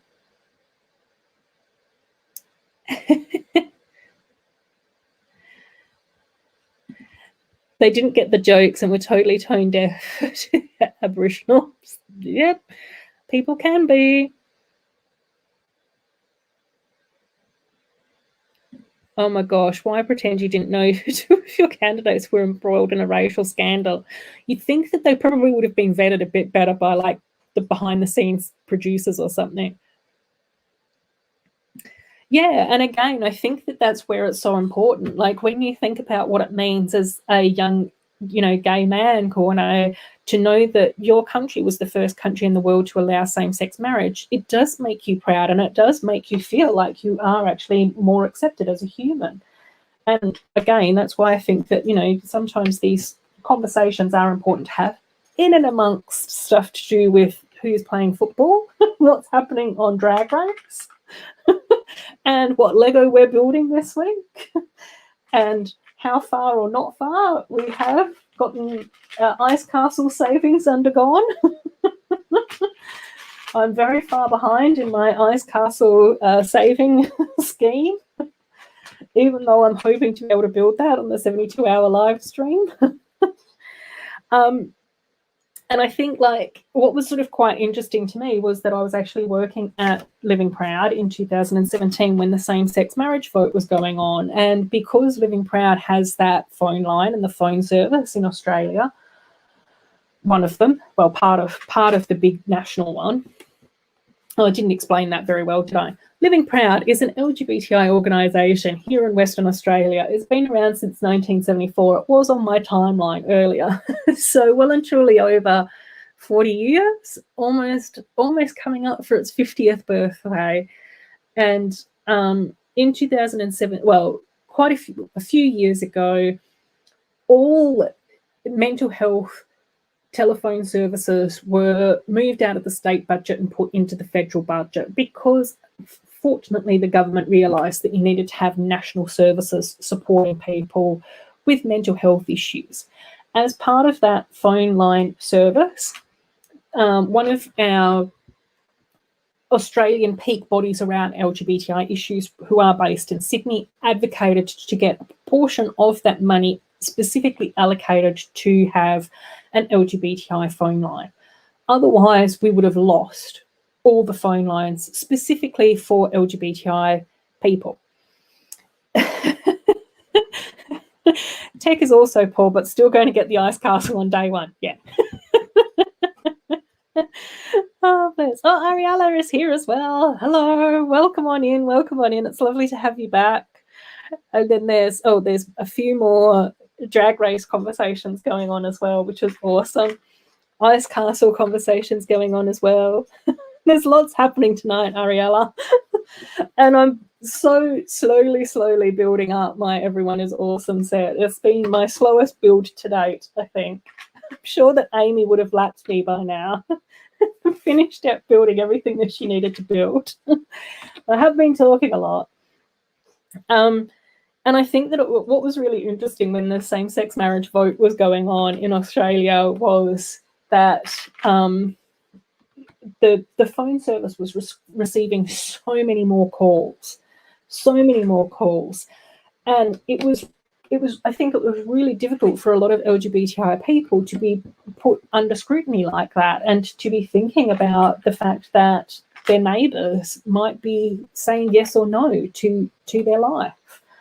Again, there was a lot more homophobic stuff going on in the community as well, which was really awful to see and hear and think about, particularly when it was things like parents that would put a rainbow flag on their letterbox or on their front gate in order to support their child or their teenage child in particular, and then have that flag vandalised. So, that was sort of like really challenging for a lot of people. Amy saying, just done the slide and the Ferris wheel. So I knew that you'd be building a lot faster than me today. Oh, bless. Oh, no, lots of chat in there. Oh, Brett's been greebling. Yes, love a bit of greebling, Brett. It's always good. Right, where am I up to? Up to my next row. So this is going to take forever tonight. No, it won't. We're almost done.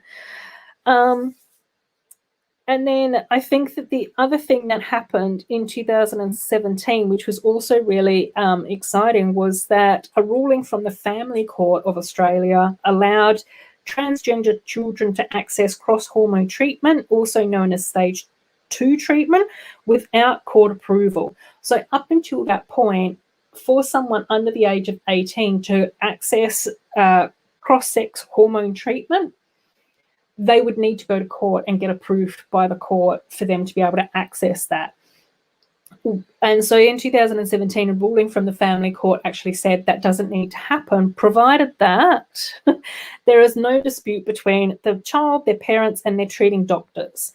That hormone treatment can be prescribed without court permission.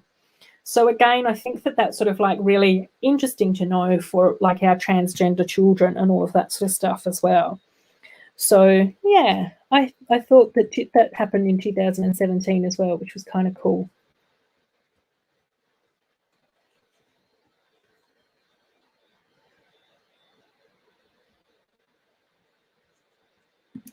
Yeah, and I think again, like Mum's Bricks, like that's what was interesting as I was going through and sort of writing out these timelines as well, is that you could sort of see the traction where things would move forward and then things would move back. And there would be like this surge, like we saw this fantastic surge in 2002, and then there was like this real pullback federally where it was sort of like, oh no, we don't want that to happen and we can't sort of allow that. And so I think that that's sort of always been sort of quite interesting to sort of put into context as well, because it isn't just sort of like, okay, well, you know, we'll just knock over this domino and then we can move on to the next. It's also about being able to maintain that sense of equality and maintain that sense of freedom. You know, and I just sort of think, like, when we think about what this must mean, like our fictitious character Frank is 61 in 2017 and he's now given permission to marry. He might have been with his partner since he was 20. And it's only now that he's able to potentially marry that partner. And, you know, I just sort of think that it's really interesting. And you can also sort of just see, oh, minifigures assemble, yay. Oh, it's 11:30, but not tired. Oh, well, that's gosh, because I've been going for about an hour and a half, but I haven't built very much because I think I've been doing a lot of talking today. But welcome on in, welcome on in. Oh my gosh. Amy's now building up the magic shops. They're really cute as well. I did really enjoy building up the magic shops last week, so that was kind of cool. And it's really nice to see your rainbow background as well, minifigs. So it's great to have you here. There's lots of stuff going on in the chat for anyone that's jumped in new, including you, minifigs, as well. There's a bit of discussion around RuPaul's Drag Race. And we're also having a little bit of a cozy chat about LGBTI history in Australia as well. So we're sort of coming up towards the end of my like little timeline that I've gone through, though, which I think is probably for the best, because then I can get on and start trying to build a little bit more, which might be quite useful. There's been lots of ramblings as per usual. Oh my gosh, and I've got dog fur in this, but that's okay. Sure, but dog fur is probably quite appropriate in a few ways. We'll see. Oh my gosh. And then the next, Lumberjack is here. Hey Lumberjack, it's lovely to have you here. Oh my gosh. Why isn't the stud on the panel? I'm sure the dud is asleep. Taz did pop in a little bit earlier, but he had things to do. I don't know why he's not hanging out with me. Like, it's so much more enjoyable. I hope that you've been going well, Lumberjack, and that you're sort of healing up after your injuries as well. Last time we spoke, you were sort of limping around a bit. So welcome on in. I'm slowly building this. I've been doing so much talking tonight, though, that it's been a very, very slow build for me. I'm usually much faster than this, but it just goes to show when I've got notes, I can't multitask. So, yeah. And then the other thing that happened in 2018, which I think was really interesting, was that finally in Western Australia, any criminal records around homosexual acts were actually expunged. And WA was actually one of the last jurisdictions to do that. So again, I think that it's sort of interesting when we sort of go through and we have a look at this timeline where we've seen Western Australia lead in some areas federally and then really lag behind in others.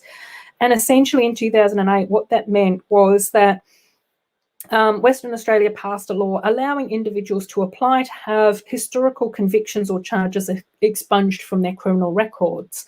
And I think what was really interesting was that it's not something that we sort of necessarily think of really easily or quickly as being something that would be quite sort of important.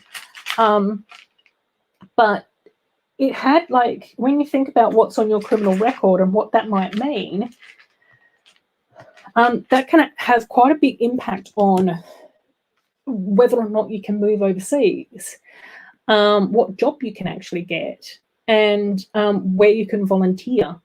So again, prior to 2018, working at a number of the organisations that I worked at, was that if someone had been charged historically with being a gay man and having sex with a minor, that minor was actually under the age of 21, not under the age of 16. And so I think that that's where there was a huge difference. And again, it meant that quite often if we had older gay men coming in to volunteer with us, they would say, I've got stuff on my criminal record. And then we would actually have to sit down and have a conversation with them and unpack that conviction further.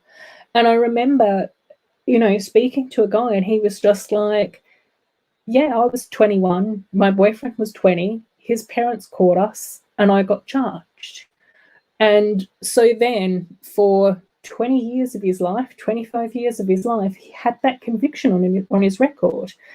And I think that it was really sad that while his partner consented, there was the age difference there.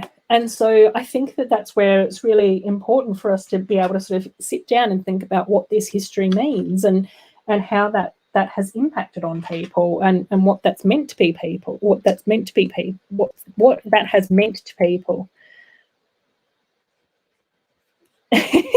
That's why I always suggest having a panel so they can monitor the chat for you. Yes, I think I've got Brett's still here with his blue wrench, so that's okay. As your lawyer, I'm getting me fired. Oh my gosh.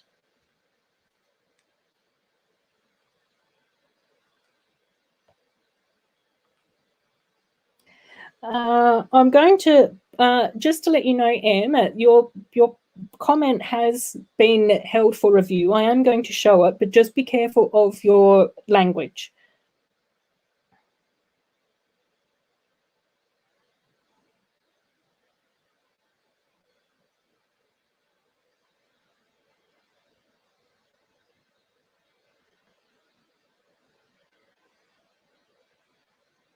Oh, okay, right. So, yeah.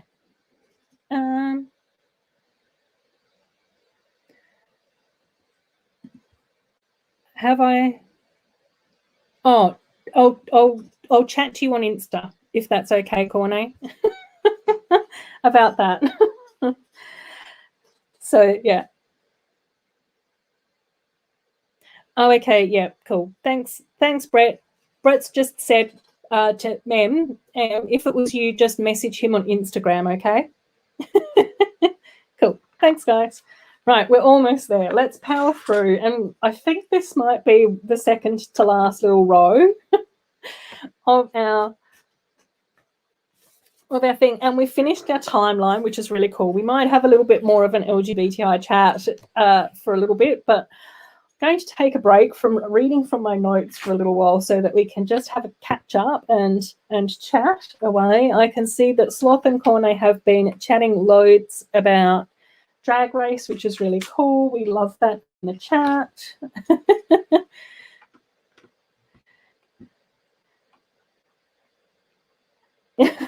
Oh, your comment. Your comment got held for review, and so because Brett's in here with his wrench and with me, it just meant that we had to sort of try and figure out what we were going to do with that comment. That's all.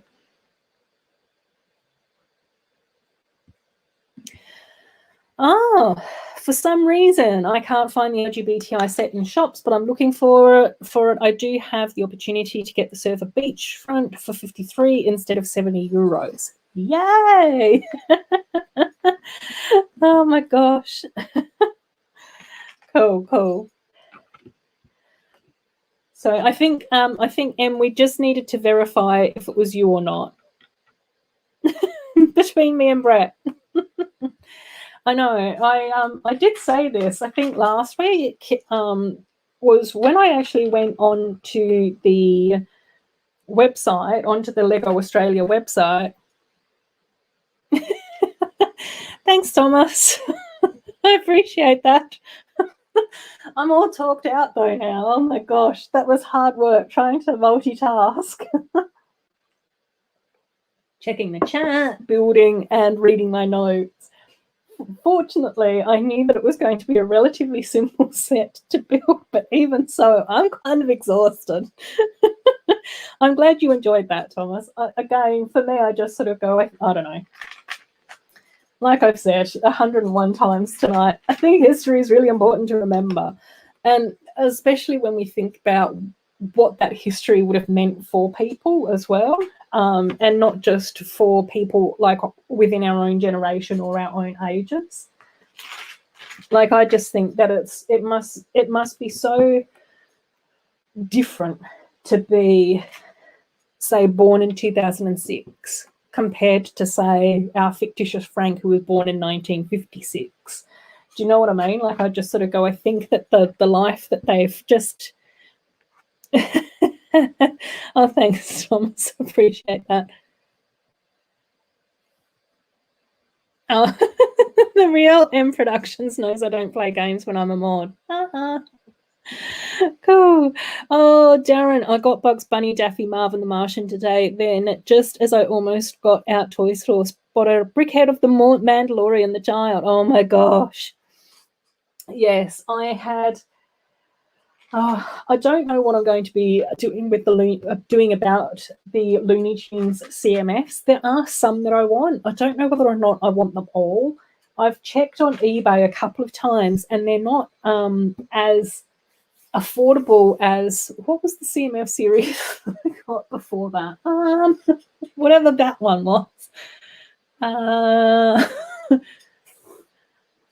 Oh, it wasn't as affordable as the video characters that I got off eBay previously. So I don't know. I think I might have to go through, have a look at the Looney Tunes characters, and actually make a list of the ones that I want to get and see what I can do with that.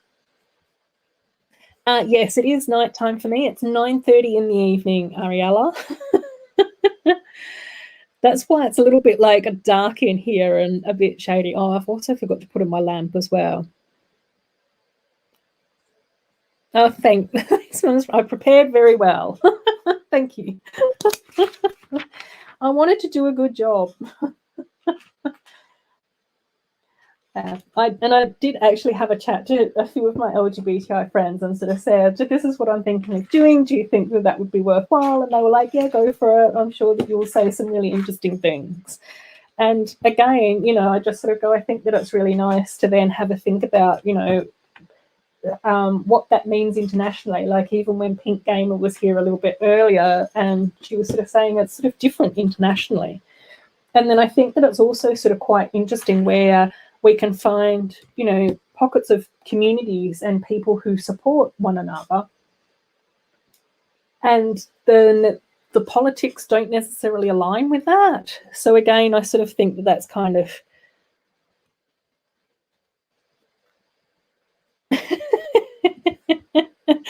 I think that fictitious Frank is more than happy for me to talk about his life story in this context. I did get his consent before I started, just so that you're aware. Oh my gosh. Oh, Sloth is saying, I do want Marvin the Martian. Yeah. And the Tassie Devil I really like as well. And then I sort of think Sylvester and Tweety Pie would be cool, and Coyote and Roadrunner as well. I don't know about the pigs. I'm not really a Porky Pig fan. I never really have been. So I'm not too sure whether or not that's going to be a popular choice for me. But yeah, I do need to go through and have a look at what sets are available and whatnot. I don't know. And see what I can come up with. Right, a bit more building clearly needs to be done. Oh my gosh. Finished collecting the vet sets from this year. It's such a good theme with great things in it. Yes. Oh, and speaking of friend sets, I think next week I will be building the beachside surfer shops. Corno, just post in the chat whatever the official name of that set is. I did end up managing to get hold of that set when I got this one. So yeah, next week. And I think that that's quite a big set. So I think that one will be quite good fun. And I have got most of the friend sets, other friend sets as well. So some of them have yet to arrive from Big W, but they are on their way, I believe.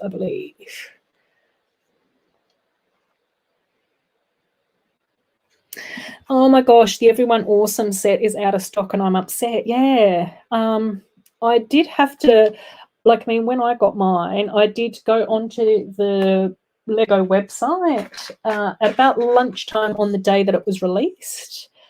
And it was available, but if I clicked into the website and went into each theme to search the sets, it actually wasn't listed under any theme that I could see or find. I literally went through each of the themes alphabetically because I went through a few to start with and I was just like, oh, it's not where I thought it was going to be. And then I had to go into the little search tab on the Lego website and put in Everyone is Awesome. And that's when I was actually able to find the set. So I just sort of went, it's interesting that we've actually got this set. It's really nice that we've got this set. But I did sort of wonder why it was a little bit tricky to actually, find it online. I thought that it would be easier. I thought that it might be more promoted. But anywho's. Oh, Surfer Beachfront. Excellent. Yeah, I've got Stream and Rain Corner. You know how bad it is. Oh, okay. Oh, cool. Thanks, Brett.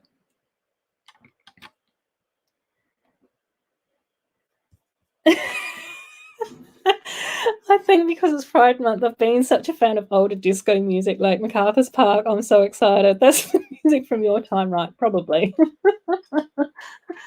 Yeah. Oh, my gosh.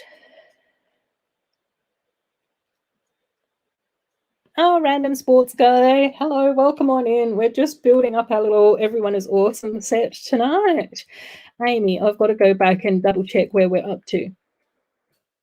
Oh my gosh, I remembered watching Long Lost Family. A woman was looking for her older brother. As a child, she was close with her big brother. One night, she heard an argument between her mum and brother, and then he was kicked out, and her mum said to never talk about him again. Oh my gosh, that's so sad. It's really, oh my gosh.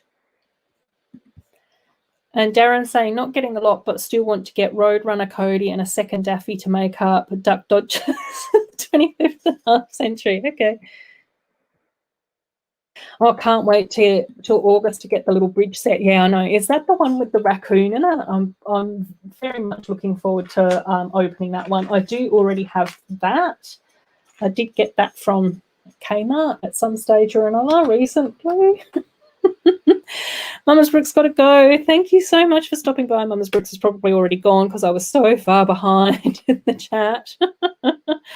Yay. Bought Boone's boot and the Friends shopping mall. Yay. Love that. Oh, forget the Loon Lantern. Put Daffy's head on a Green Lantern body. Oh my gosh.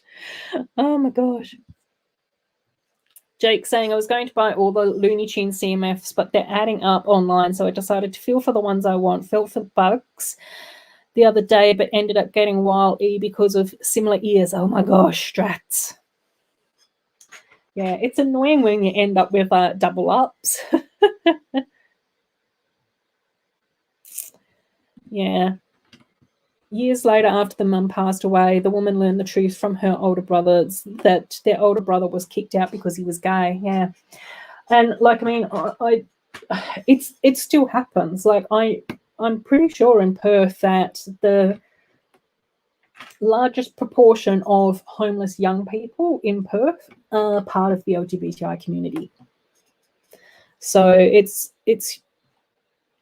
it's still really difficult. And I think, like, there's been quite a lot of conversations happening, across, the sector and that type of thing about how to ensure that youth services are actually LGBTI friendly.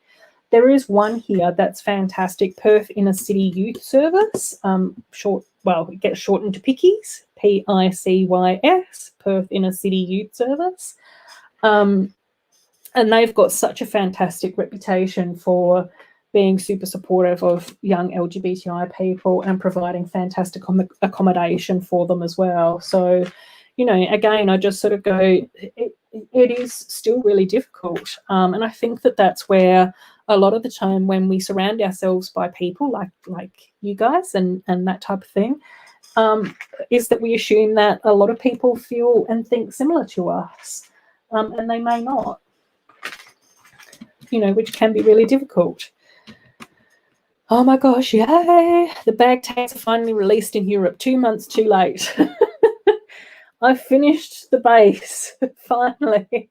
Now I've just got to put the figs together. Oh my gosh. Oh no, mini figs. For my birthday, I got 3 CMS from Harry Potter series 2, and they were all Professor Sprout. No. Oh dear, that was terrible.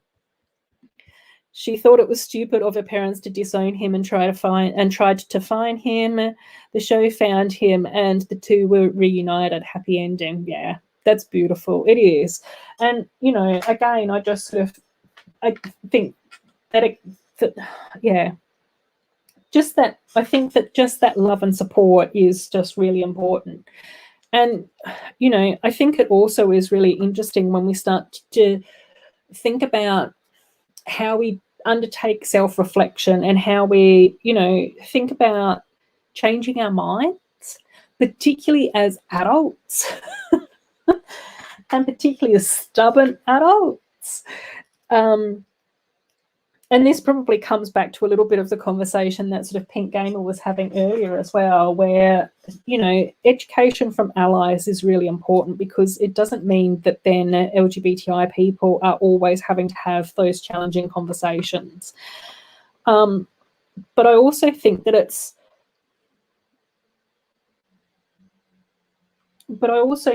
like really important to think about ego as well. And it was really interesting because there is a fantastic chef in Australia. She's an amazing chef. She is openly gay, so she's a lesbian. And she actually ended up having a conversation around her experience of coming out. And it was actually her father that said, you need to leave home, and wanted to kick her out, and sort of said, you've got until the end of the week. And for the rest of the week, her and her dad didn't talk. Her mum was struggling because she was just like, you're my daughter and I want you to be safe, but he's my husband. I don't know what to do. I feel trapped in this decision. And then the night before she was due to leave, she was in bed trying to sleep. Her dad actually came in and said, you're my daughter and I love you and I don't want you to go. And in that interview, she ended up saying a really powerful thing, was he was able to let go of his ego and admit that he was wrong.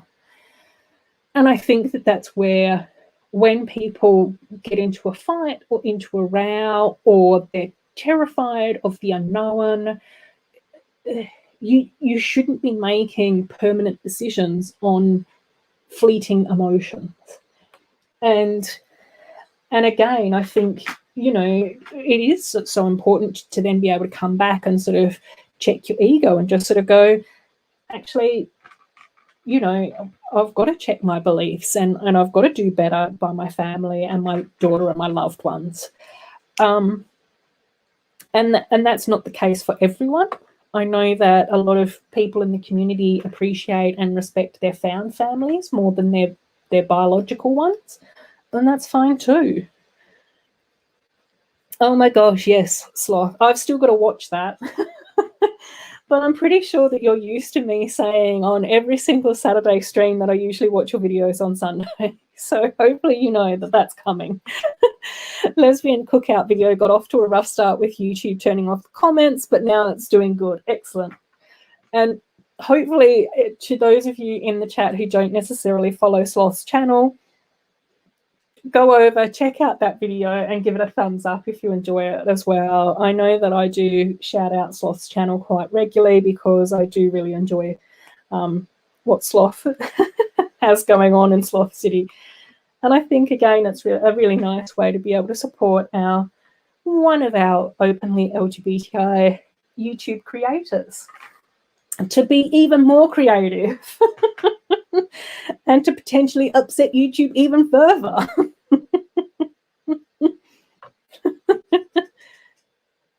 Oh, no, that's okay. That's okay. That's fine. Oh, no, that's okay, Em. That's okay. I think that basically your comment was around... I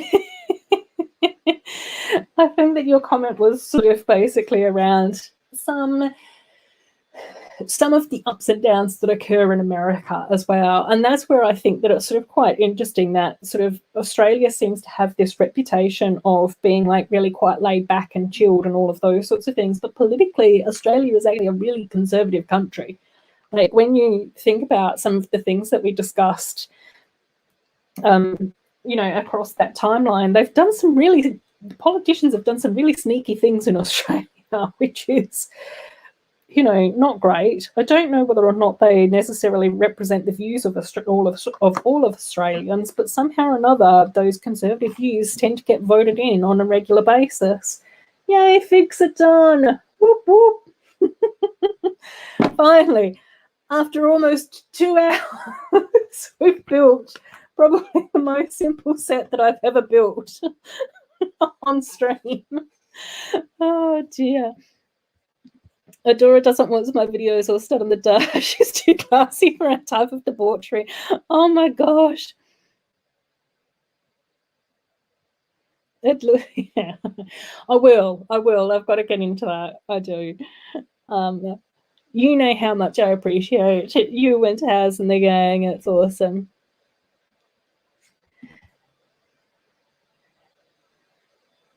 Oh, here it is in better words. Hate groups are horrible. Yes, that's very succinct.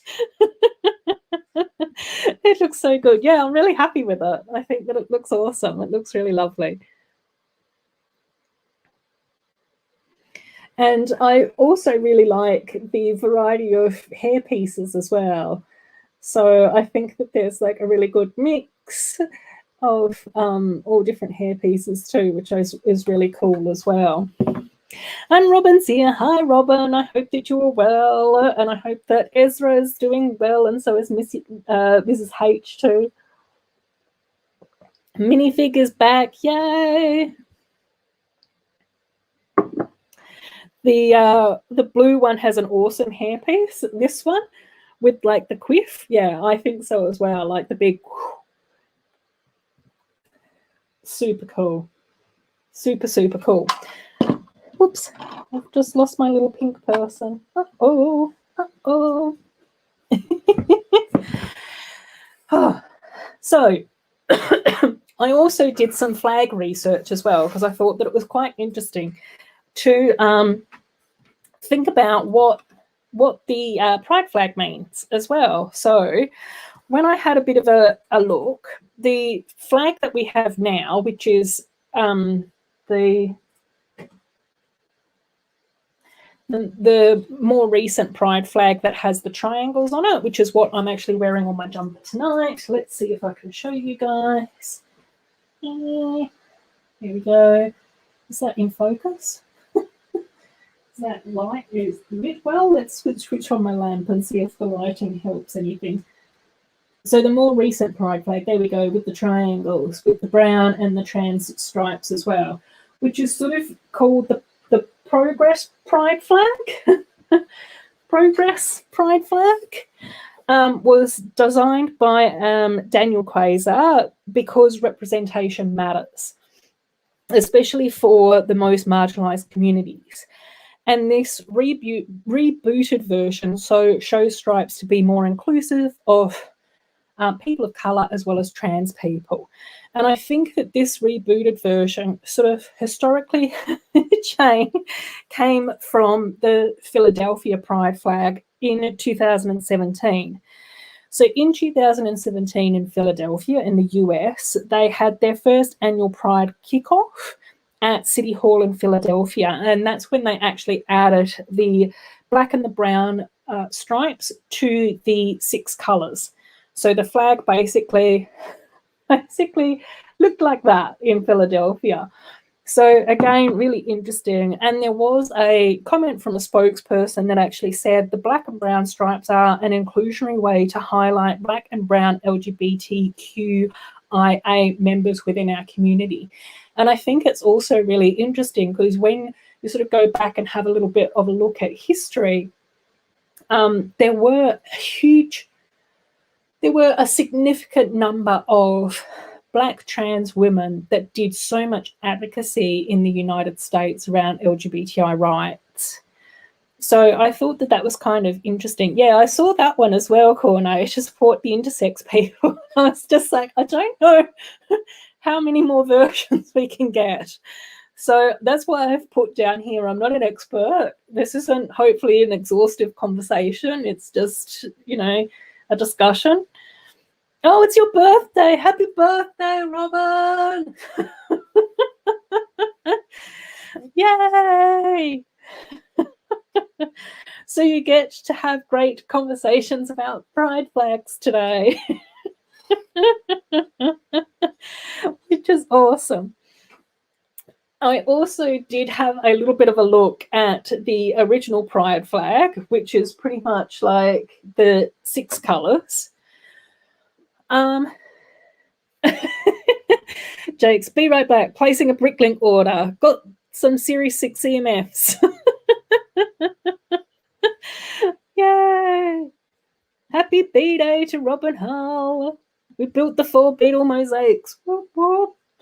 Happy birthday to Robin. Happy birthday to you. No, I'll stop singing. I'll post a few more birthday messages as well. Oh. Happy birthday. I'm ancient. Well, yeah, aren't we all? Yeah.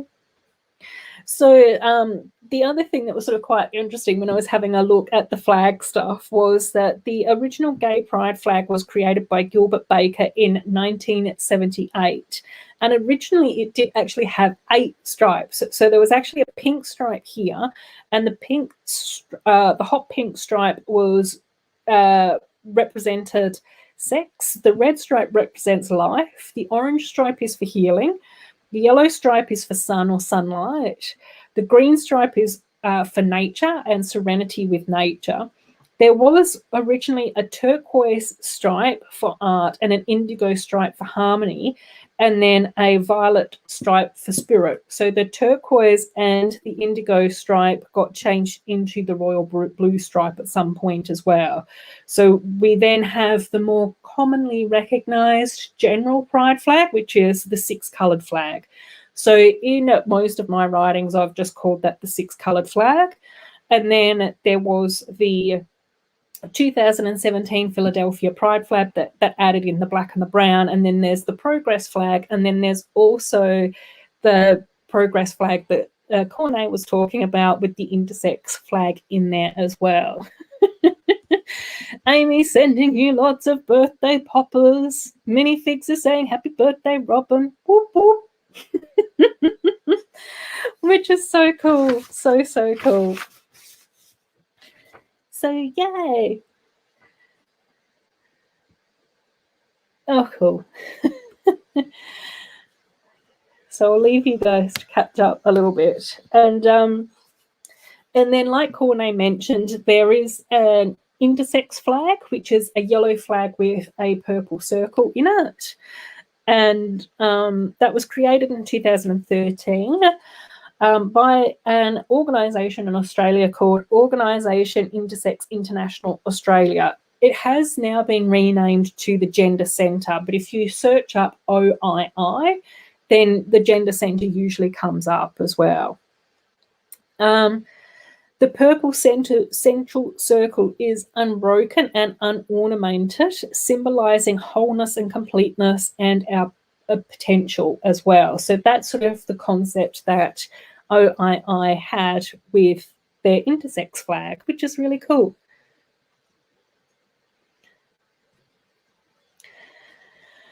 Oh dear, I kind of thought that that might happen. That constant changing of the pride flag. I need to constantly work on the LGBTI folks because it changes every single month. I know. That's where I was just like, I don't think that I can include everything about all the flags and all of that type of stuff as well. And Em's pretty much saying what we're all thinking as well, Sloth. I hope your dad gets better soon, and we're sending loads of love and hugs.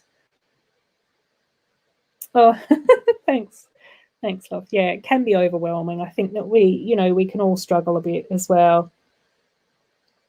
Yeah. Oh dear, it's tricky. But again, yes, thanks, Sam, everyone. No, that's okay, Sloth. You know how you're important you are to our little community here. So yeah, let's shall I open up some. I've got probably about an hour of more chatting that we can do as well. So shall I pop my little pride people over here? And I do have a few. Oh no, I better not stick that there. That really confuses me. I don't know why. Oh, cool. I'm probably going to put all the flags inside to finish it for good. Still going to touch the box up today to today's flag, and then I'll stop. Yeah. Otherwise, it'll end up being like 100 coats of nail polish thick. But again, it was really nice. Like, even when I was putting the thumbnail together for tonight, when I was going through and I found all the little flag love hearts, and I was just like, oh my God, that's going to look so cool on my thumbnail as well. It was really nice to sort of go through and have a little bit of a look at flag history. And so let's see, what dots am I going to open? I'll open up some dots bracelets as well. So I'll open up this one, which is the Starlight bracelet. Oh, I want to get a pride flag printed piece. Yeah, well, we have had a few like rainbow printed pieces, haven't we? But I think like an actual pride flag piece would be awesome to have too, like an official one. So yeah, I did go through and I did do some more research, not only timeline research.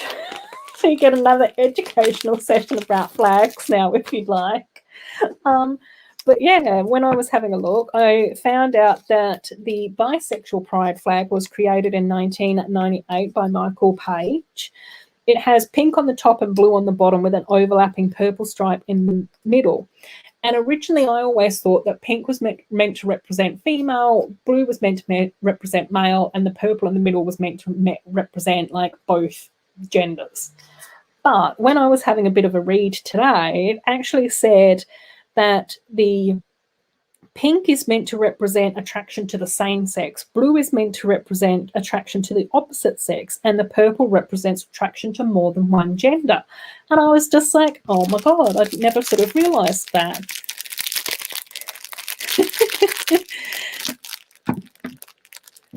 Yay! Made a bricklink order to further my skyscraper project, tall enough to put in an elevator. Yes! Oh my gosh. I had so much fun when I was adding in the extra floor to my grand hotel, because that was like an elevator situation going on. It was so cool. So it was very exciting. Happy birthday, Robin. More birthday messages are still coming in, Robin. That was actually the first time that we had the first time that we had nasty stuff come in. But thank you, Robin. I did notice that, but I didn't want to highlight that in case they were still listening. And if you guys can ban people, just ban them. Oh, cool. Thanks. Thanks, Brett. Thank you. I appreciate you listening to me ramble on for hours.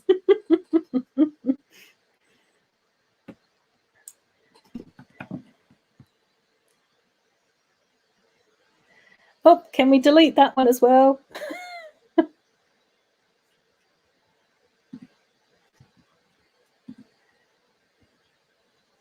Right.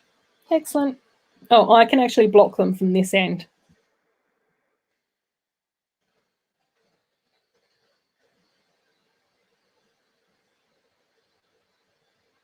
Oh, thanks, Corne. Appreciate that.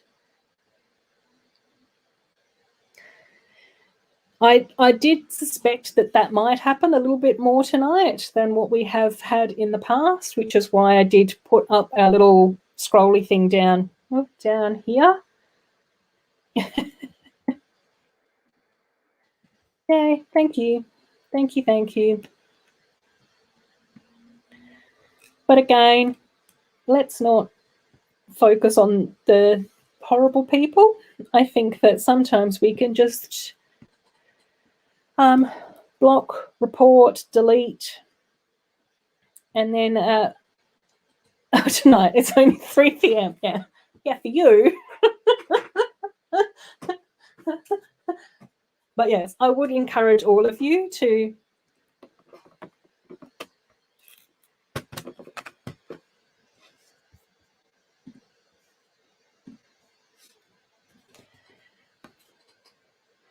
Oh yeah, that's probably part of it as well, Corne. That's a very good point.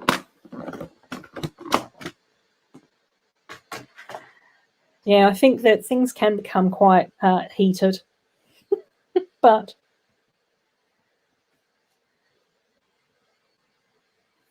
oh my gosh, yeah, it's late early for some. I think it's 10 p.m. here now. But I think that we did quite well. Like, we managed to get through the bulk of the stream with lovely people, which was really cool. We've had a few nice newbies come through and have a chat, which has also been really lovely. So, it is what it is. If they've only just found me now, that's okay. I am getting a lot better with just hide, block, delete, report. Let's just put that out there. Yes, exactly. Like, again, I just sort of go, I think that it's really, I think it's really just one of those things where sometimes the more we discuss that openly in front of them, then the more power that gives to people. And so for me, I'd rather really just focus on celebrating pride and how important it is. And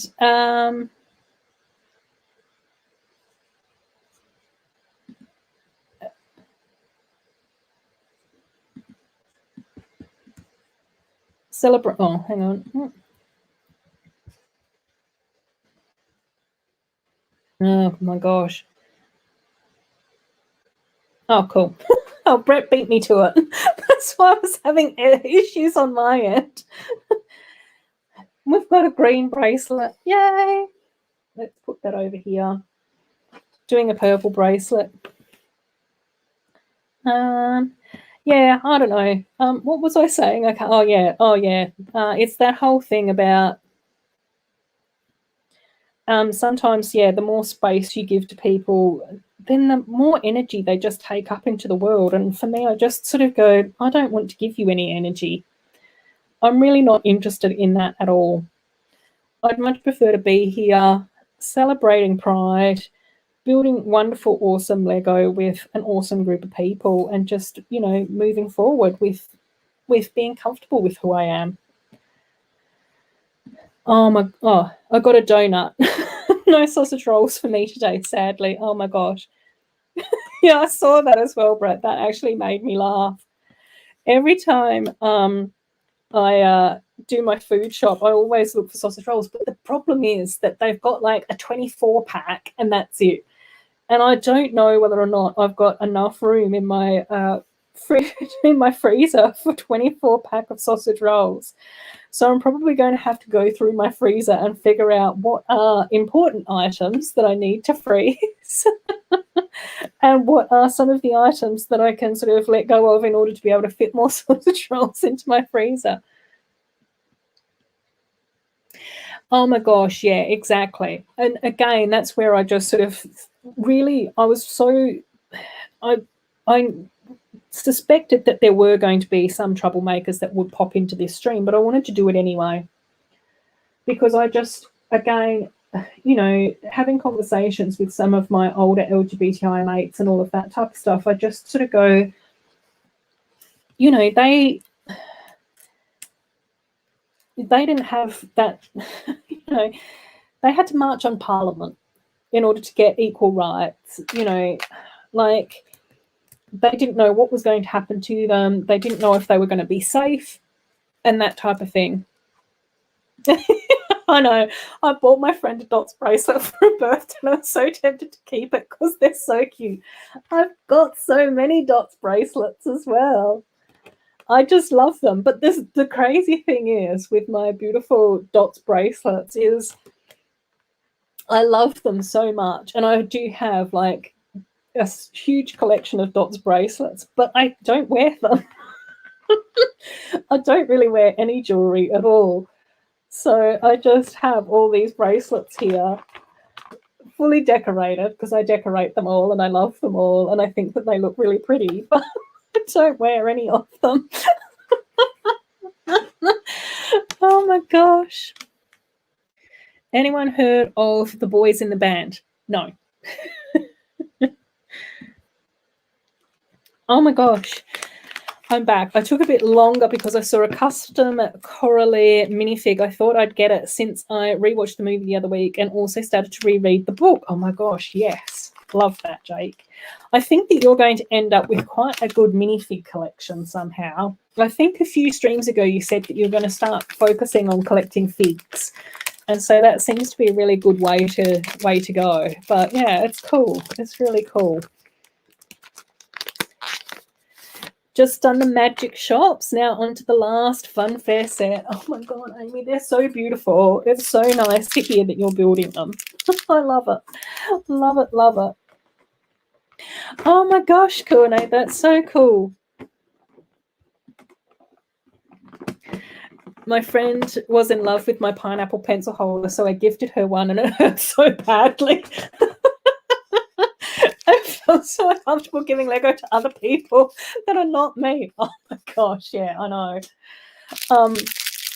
Yeah, it's really funny. My accountant has been super supportive of my channel, which is really lovely to have an accountant who lets me ramble on about Lego. But I know that he also has like birds. So it has pet birds, which is not really my thing. I find flapping very off-putting. But anyway, that's a story for another day. Or maybe not. I don't know. We'll see. We'll see how many stories I want to share with you guys. But yeah. And so I did actually think about getting him like the budgie set where you've got like the big budgie and the little budgie, like the baby budgie. But it had sold out by the time I checked the site. My accountant quit. Oh. I'd recommend you to use mine, but probably he's not that great on English accounting laws. Oh, cool. Cool. Oh, that sounds interesting, Amy. I love that. It's a play and a film about a group of gay men in New York in the 1960s.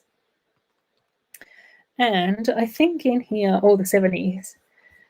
Em is saying, Jake, I love that movie. Send me a link to the custom on Instagram or on Discord.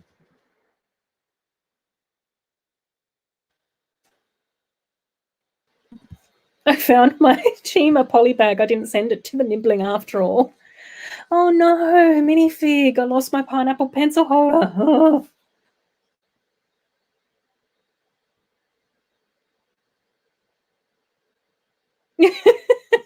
My mum also hurt me a lot. I gifted her a Dots jewelry case. That hurt giving it away, but she also stole my rainbow jewelry holder. Oh my god. The rainbow jewelry holder is such a good jewelry holder as well. Yeah, I don't know how.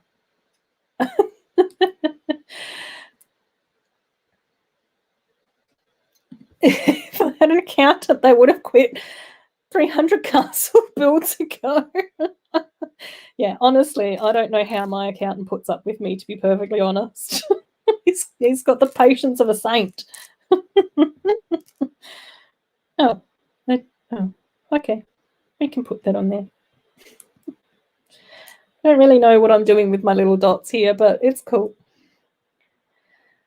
Yeah, I think, admittedly, when I realised that the budgies had sold out, I did kind of breathe a little bit of a sigh of relief. So I don't know what that says about me, but yeah. Okay, let's oh no, yeah, let's just do these. Let's just get it all in there. Why not? Foxes, cameras, all sorts of things. Joe is laughing. Joe, it's so fantastic when I look down at your chats and all of yours is laughing smiley faces. I love that. Oh dear. Right. Yay. Orange dot bracelet.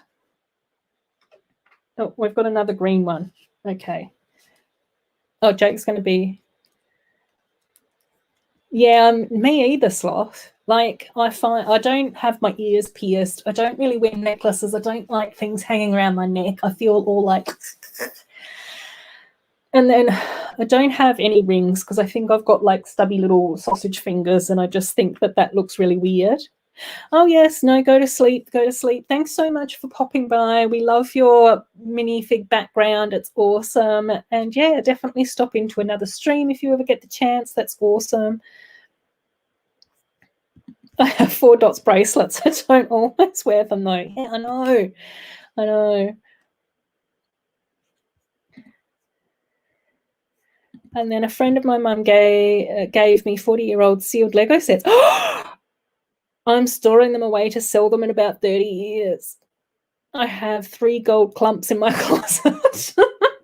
Yes. Save it. Save it for longer. Oh my gosh, Corne. Yeah, that's really cool.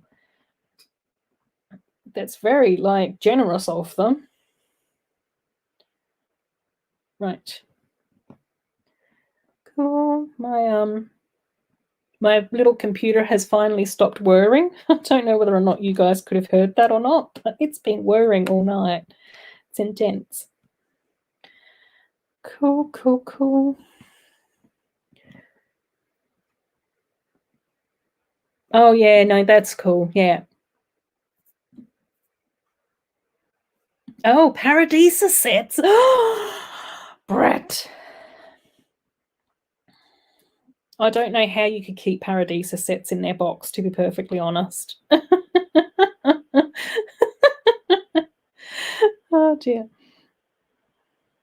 I think that, yeah, Paradisa is probably one of those themes which I think is like really gorgeous. But I think that I've just given up on ever being able to sort of find that and purchase that or collect it or whatever. So I've just sort of gone, I'll look at it from afar. I think it's also going to be interesting to see what Claire does with her city. Because I know that she has a few of the Paradisa sets as well, doesn't she? So that's going to be kind of cool. And I think that she's sort of also planning to add in a few of the friend sets as well to try and get sort of, but modify her build so that they're sort of a bit more original and all of that side of things. But yeah, that's going to be interesting to see. Oh my God, I know. Paradisa base plates. Oh my gosh.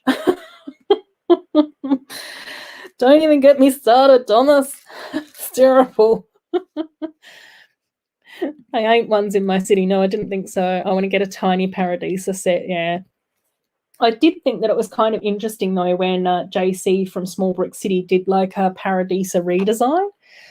But he obviously made it look a lot more like the expert modulars. And I think it would be really interesting to do like a Paradisa redesign, but a bit more like Friends, with a Friends twist to it.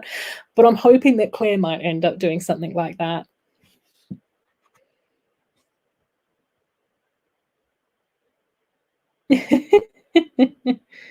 Oh, any updates on my builds? No. Yes. No. I think I have almost finalized the design for Izzy's castle, which is super exciting, but I need more parts. But I do pretty much know what those parts are. And I have also started to build some of the interior furniture. Yay! So that's kind of exciting for you. I did catch up with Steve Reynolds on Sunday. So I jumped into his stream for a little bit, which was like Sunday afternoon, which was kind of cool because then that sort of meant that I was able to do a little bit more tidying up with all my parts. But I also spent a bit more time on my Arundel City Castle.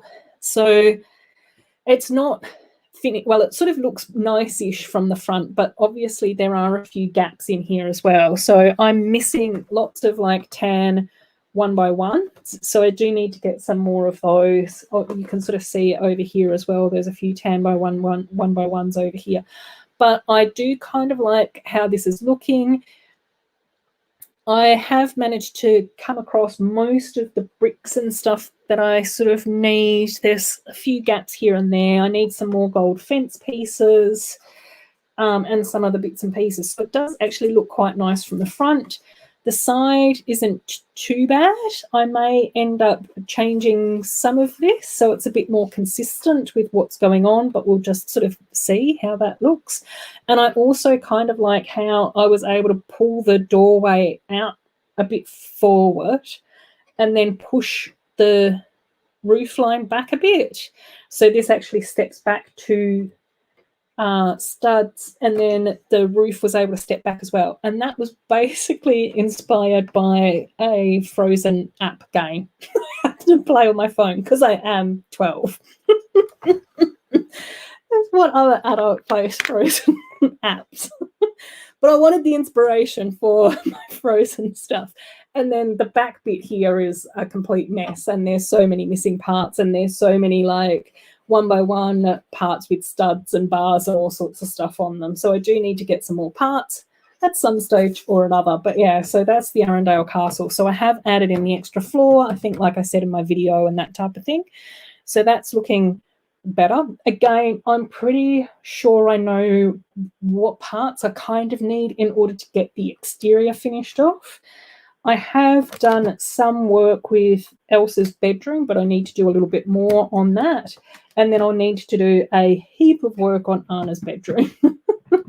But yeah, it's getting there. And then the ground floor is still very messy as well. But the attic is pretty much finished-ish, but I think I might need to figure out a little bit more to do with the roof for that one. And then the other, the Beauty and the Beast castle has been paused again because I do want to get the new Beauty and the Beast castle set. And I think I said on the stream a little while ago, I might need to change the proportions for the size of each floor because it seems to be really squat at the moment. The other thing that I was working on Steve's build was Snow White's cottage. So I think that that's looking heaps better. I really like the roof shape. I think that that looks really cool. I wanted it to look quite like cozy and mushroom-like as well. I wanted it to be a little bit like dark and mysterious, so it would sort of be tucked in behind a whole heap of trees and a little bit more like hidden in the forest. I probably do need to do a little bit more work on maybe the windows and the doors and that sort of stuff. But I'm pretty happy with the exterior. Again, still missing some pieces. So I've got missing parts on the roof and all of that type of stuff. The interior obviously is really teeny tiny, but in the interior I do actually have those panels that we got in the 4+ Snow White set. So there's one on either side of the room. So I'm trying to keep the interior in that sort of color palette. I want to put down some tiles for flooring, and it will probably just have a really simple interior. I think that the set did come with like a table with a pie and a coffee pot and stuff on it. So I might just sort of place that in the center of the room, and that's sort of it. But yeah, so a couple of those have been plodding along very slowly. Oh my gosh. Oh, Paradisa is a Lego theme that when did that come out? In the 90s? I don't know. At some stage or another. But it was sort of it had like pale pink, the seafoam green, yellow. You can probably just Google Lego Paradisa and you'll come up with a few like images. Oh my gosh, I have a Paradisa base plate, the beachfront one. Yay. Don't feel ashamed, Ruth. I'm 18 and you use the video app. I'm 175 years old and I tried to use the video app and I could barely figure it out. So yeah. Oh, thanks, Thomas. Yeah, they're getting there. I'm quite happy with how those mocks were sort of coming along. So yeah. They're the two big ones. I'm still keeping Izzy's Castle secret though, Amy. So oh yeah, there we go. Brett's saying late 90s, early 2000s. Cool. Right, okay. So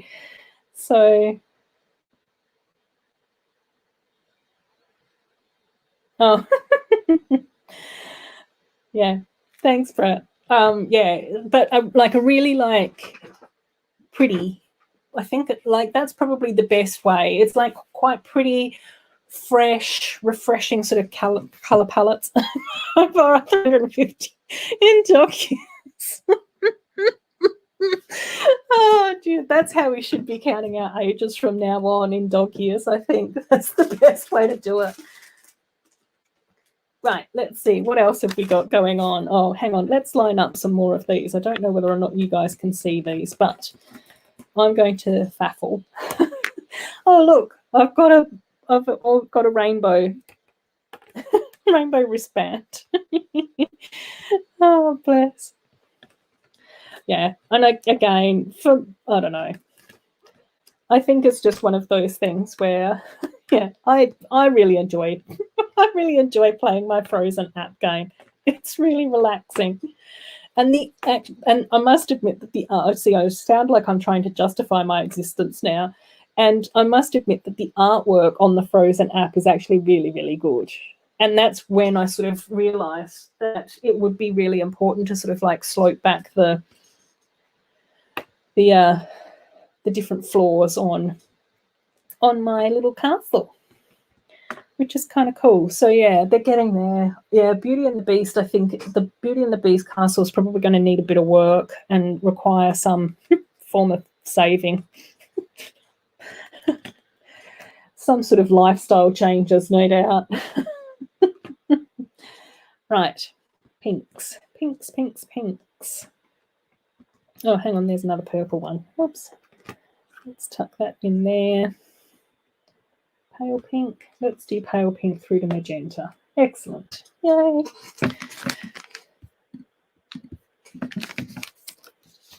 Let's count in dog years. 7 birthdays a year, which means so much more birthday Lego. Robin's saying I'm 413 in dog years. Oh my gosh. Oh dear.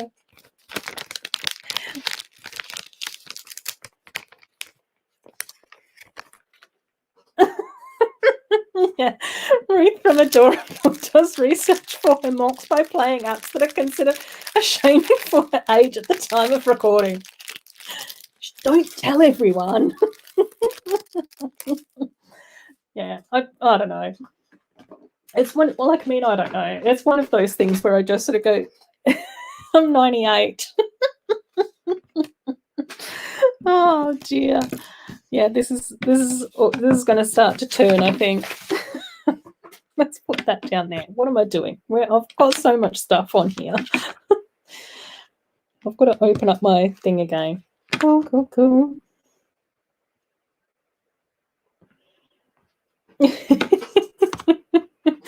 I know, I can't even do that math, to be honest, which is really quite concerning. Right, which way am I going? Which way's up? This way. Okay, cool. Right, let's get my little cactuses happening. This is the little cactus bracelet. I'm a lovely 126 years and I still feel young. Lucky for some. No, that's awesome. Hang on, I'm going to have to check this. I'm going to have to figure out what mine is. 301. Mind you, probably if I was going to go like slightly more accurately, we'd have to double check that again, I think, because I might just be a solid 300.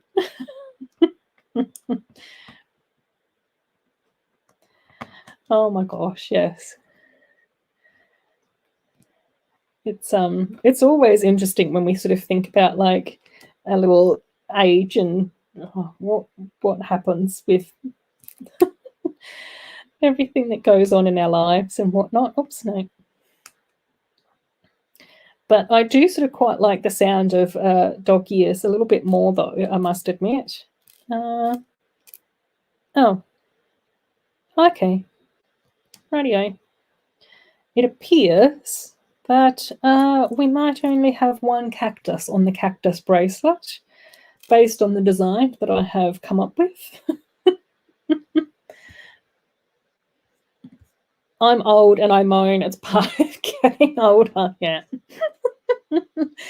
I can understand that as well. And I also think that it's sort of quite funny to figure out the various noises that I actually make now that I'm an elderly lady as well. Like trying to get up out of a chair or a seat or out of bed has become a lot more of a struggle than what it used to be. I'm rounding the corner of my first century. Yeah, exactly. In a matter of mere months, you will be there. Oh, bless. I'll be 100 in August. Jackpot. Not too long to go. Right, little cactus bracelet. I actually quite like these cactus tiles, I must admit.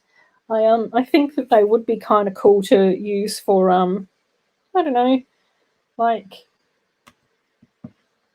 maybe like a background or something in a mock. I don't know.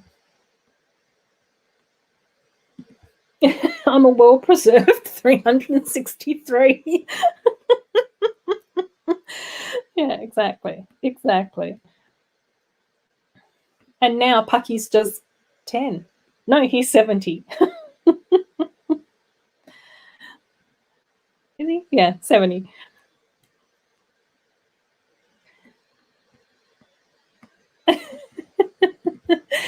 You're an adult at 2.5 years in human. Yeah, I think so. Oh my gosh. Any chance that I can get to behave less like an adult is just well worth it. Adulting is hard. I don't like it. I don't want to do it anymore. Don't make me. On this planet, I'm 40, and on my planet, I'm an elder. Yeah. Oh, gosh. Cool. I have a cactus bracelet. I don't know whether or not it's my best work, but I do actually kind of like it. Oh. Tell me about it. I want to return to 17 again. Yeah, I know. And when adulting was the lie they sold us. Grow up, they said. Get older, they said. Be responsible. No, I don't want to do any of it. Oh my gosh, I know, Cornet. Honestly, I tell you what, mate, it gets harder. There's moments where I sort of go, yeah, there's fun things that can be done as an adult, but I think there's a lot more fun things to do as a smaller human being. I go by dog years so I can act like a kid / crazy guy who got kicked out of the nursing home. Yeah. Grumpy old man. And that's what we call you. Oh dear. I know. It's one or the other, isn't it? I think I just lost a glitter something tile.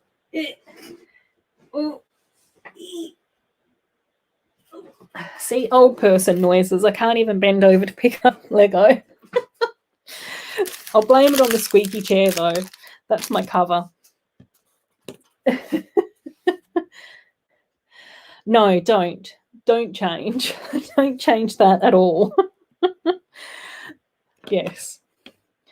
I think staying as much of a child as humanly possible is definitely the better way to go. I wholeheartedly agree with that. It keeps us young, honestly. And there's so many like growing up things that occur. I just don't understand. Which is okay. It's fine. But yeah. There's some weird stuff that adults do that I just don't get, even as an elderly lady. I wouldn't mind getting my 21-year-old body back. Same. It hurt a lot less.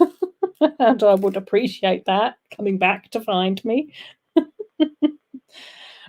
But it hasn't yet, fortunately. And let's do...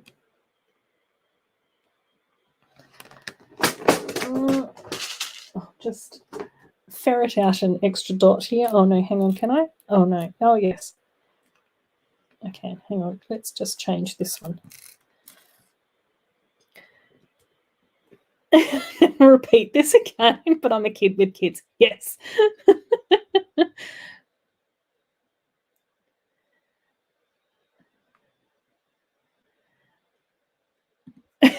That's nothing. I'm a kid learning to give lessons to other kids. That's a problem making. Oh no. No, I think that would probably be kind of enjoyable. I must admit, like one of the things that I did really enjoy about one of my previous jobs was actually going out to schools to do talks, which was mostly around like healthy relationships and that type of thing. And I think that the kids always found it kind of interesting to have me as a guest lecturer, because I was probably one of the few adults that absolutely refused to be called Ms. Surname. I was always just like, call me Ruth. This is my name. I'd write it on the board. Ruth, underline it. It's like, do not call me anything remotely professional. It is too much for me to deal with. I can't do it. Don't make me. I'm not having a bar of it. So, yeah. And I think that a lot of the time the kids actually really appreciated that. So, I don't know. Well, it was teenagers, I should say. Not kids. Not wee young things.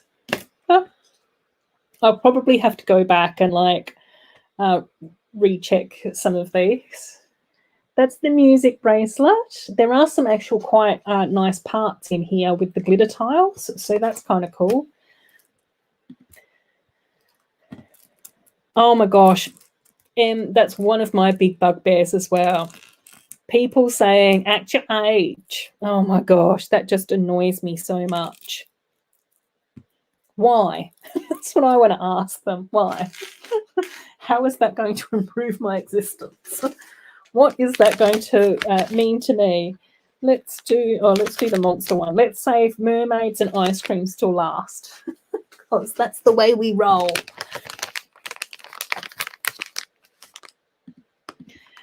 Exactly, Sloth. If you are X years old, by definition, you act X years old no matter whatever you do.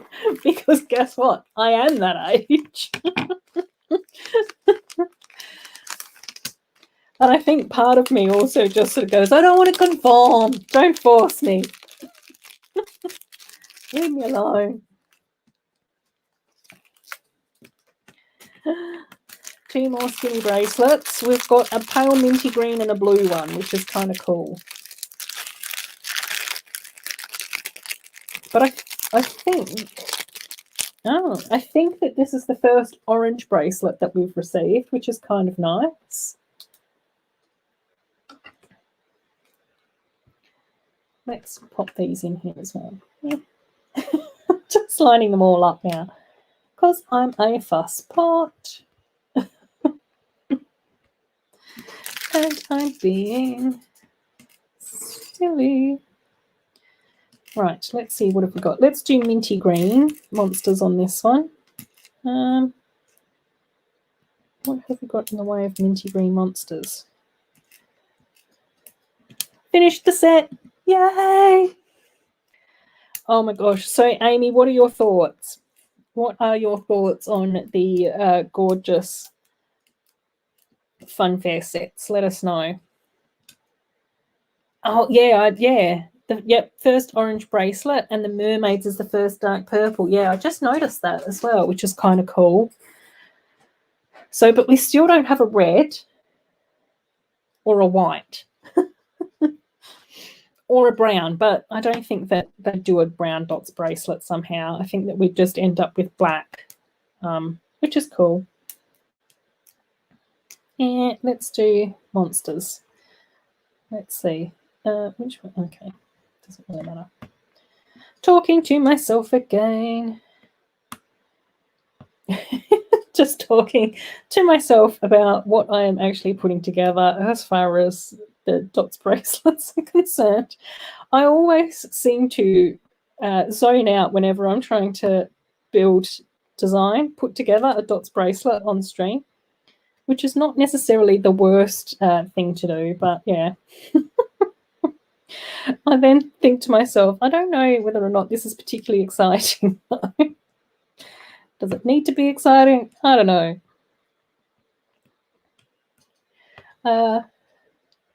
Oh, yes. Still need medium green, white, and red. I'm feeling all of those could be Christmas colours, yes.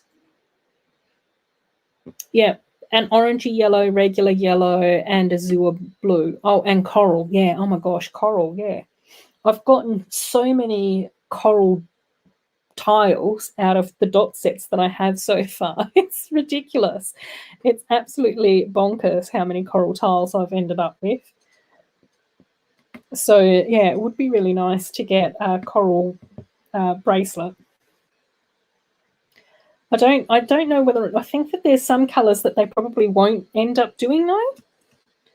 I just have a feeling that they might skip out on a few, which is okay. Not great, but it's fine.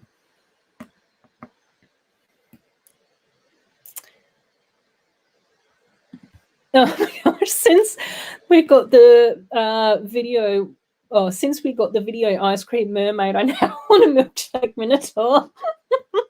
Don't we all? Oh dear, yes. Yeah, that's what I'm thinking as well. I don't know, because I'm just looking through here and I'm pretty sure that the only time that we ended up with red tiles has been in this one. And then we have got a couple of red tiles in here, but we haven't really gotten red as a dots colour.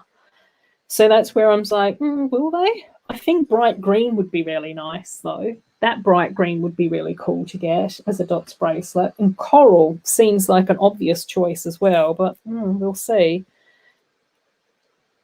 Which, you know, I guess is all we can sort of do is wait and see what they come out with. Oh, cool, Sloth. Oh, that would be really awesome. Decided the top floor of the skyscraper is going to be a radio station. Awesome idea. Awesome. Right. This is dodgy. I don't know what's happened to this bracelet. It's gone. It went pear-shaped, gang. I really, really haven't done my best work. I really haven't done my best work on that, but it'll do. It's fine. It blends in with the group. And I think I'm actually going to reject all of these colours. You guys can go over there. Going to remove these two. Oh, did it take? I never got red dots in the Levi's pack. Yeah, I think they did, didn't they? I didn't get a packet of the red dots. Corne and I were talking about bracelet colours. So I'm just looking down here and looking at all my dots bracelets, actually like the colour of the actual bracelets, which you may or may not be able to see on screen, but I don't have enough hands to be able to hold them all up. And we haven't got a red bracelet yet, but I don't think that we will.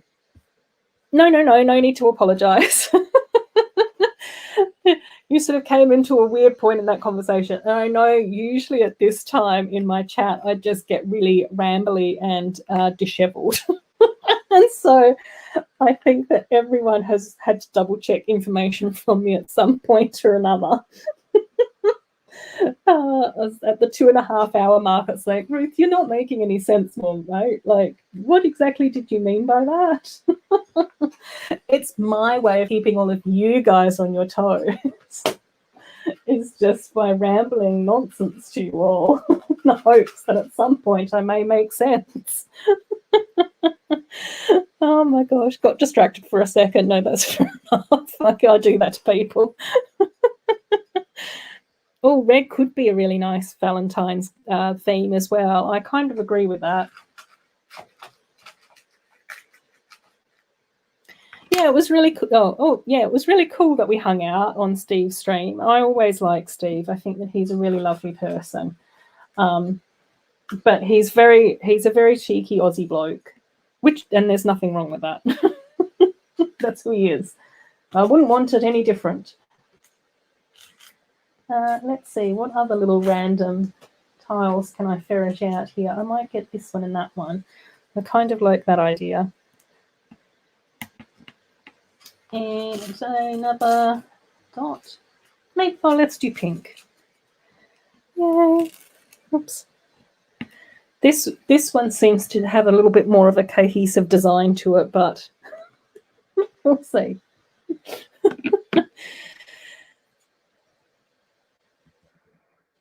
Yeah. Corne saying, I think that white could be a winter bracelet colour, regular yellow a summer coral could be a coral wreath. Yes, azure a sea theme, orangey yellow fire in the dark green a forest theme with leaf patterns. Yeah, agreed. Have we had? Oh no, we haven't really had leaf patterns before, have we? We've got the feathers with the bird ones, and then we've got the beautiful cactus one prints that I just put on the bracelet tonight as well, which was kind of cool too. So yeah, yet to get leaves though. They did, and it put. Oh, so Brett is saying that they did. The Levi's pack did have red in it, and they put the price up. As you guess. Oh my gosh, I love the slides and the Ferris wheels. Yes, agreed. I think that they were really, really cool, both of those sets. The colours and design are wonderful. The magic shops are cute, and how they've done the magic trick is clever. Agreed. The parade float is fun. Enjoyed making the wheel move. Agreed, yeah. I actually think that the Magical Carnival sub-theme has been a really awesome theme. Absolutely found it amazing. Red Valentine theme, brown will never happen. Yeah. Pretty pricey, I think. I managed to get a few of the caps on sale, so I got some packs Yay! Oh, that's awesome. Well done, Tech. You seem to be very good at tracking down little bargains, I see. But I think that I'm assuming that that's probably, is that, I don't know, we need to have a bit of a weigh in on the chat as well. I think that that would probably be easier in UK and Europe and the States. I have a funny feeling that that all seems to appear to be a lot easier. I even get the feeling, like whenever I talk to like Steve or Tasman or whatever, is that it seems to be a bit easier to come across parts and that type of stuff over East. But I'm assuming that that's probably also because of things like pick-a-brick walls and whatnot. I don't have very many options when it comes to buying Lego. And then shipping. Paying for shipping just absolutely kills me. I did go online maybe a few weeks ago in order to figure out what parts I needed for Izzy's castle, Amy. And the parts, I think, came to about 40 something.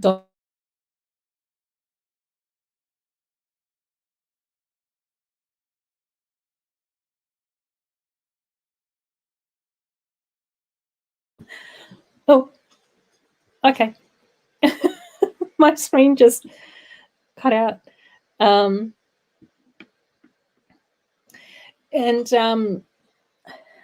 Oops, hopefully that's back. Oh, I do love hunting for a good deal. Yep.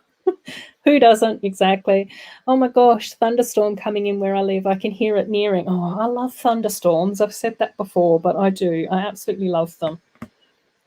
They're just, I don't know. There's just something about them that I just completely enjoy. I'm busy painting a watermelon box. The watermelon is my signature thing, and I did it on my entire suitcase. Yay! Yes, I do. I do. But please post some photos in Discord whenever you finish, if you get the chance. Don't have to, but that would be nice. Yeah, I know. I don't know what happened. There was weird things happening at my end there. Yes. Amy saying the caravan is lovely. I now need to decide which set I should do next. Agreed. Agreed.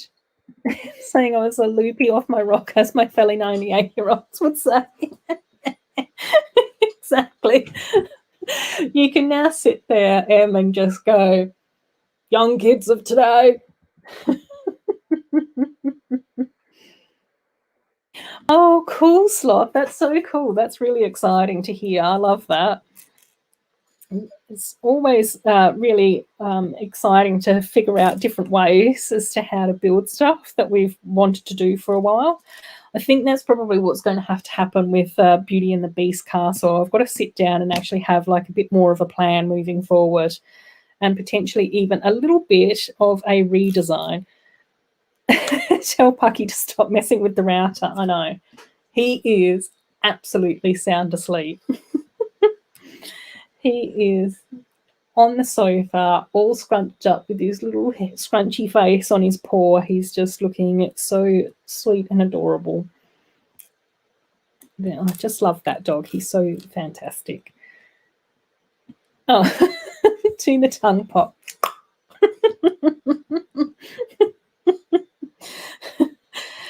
Was that a good tongue pop?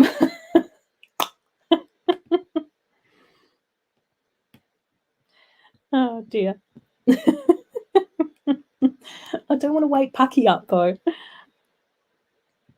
Right. Oh, which is this? What bracelet was this called? I don't even know what. Oh, ice cream bracelet. Oh, cool.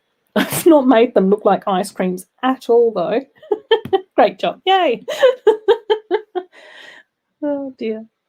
There we go. All yellows.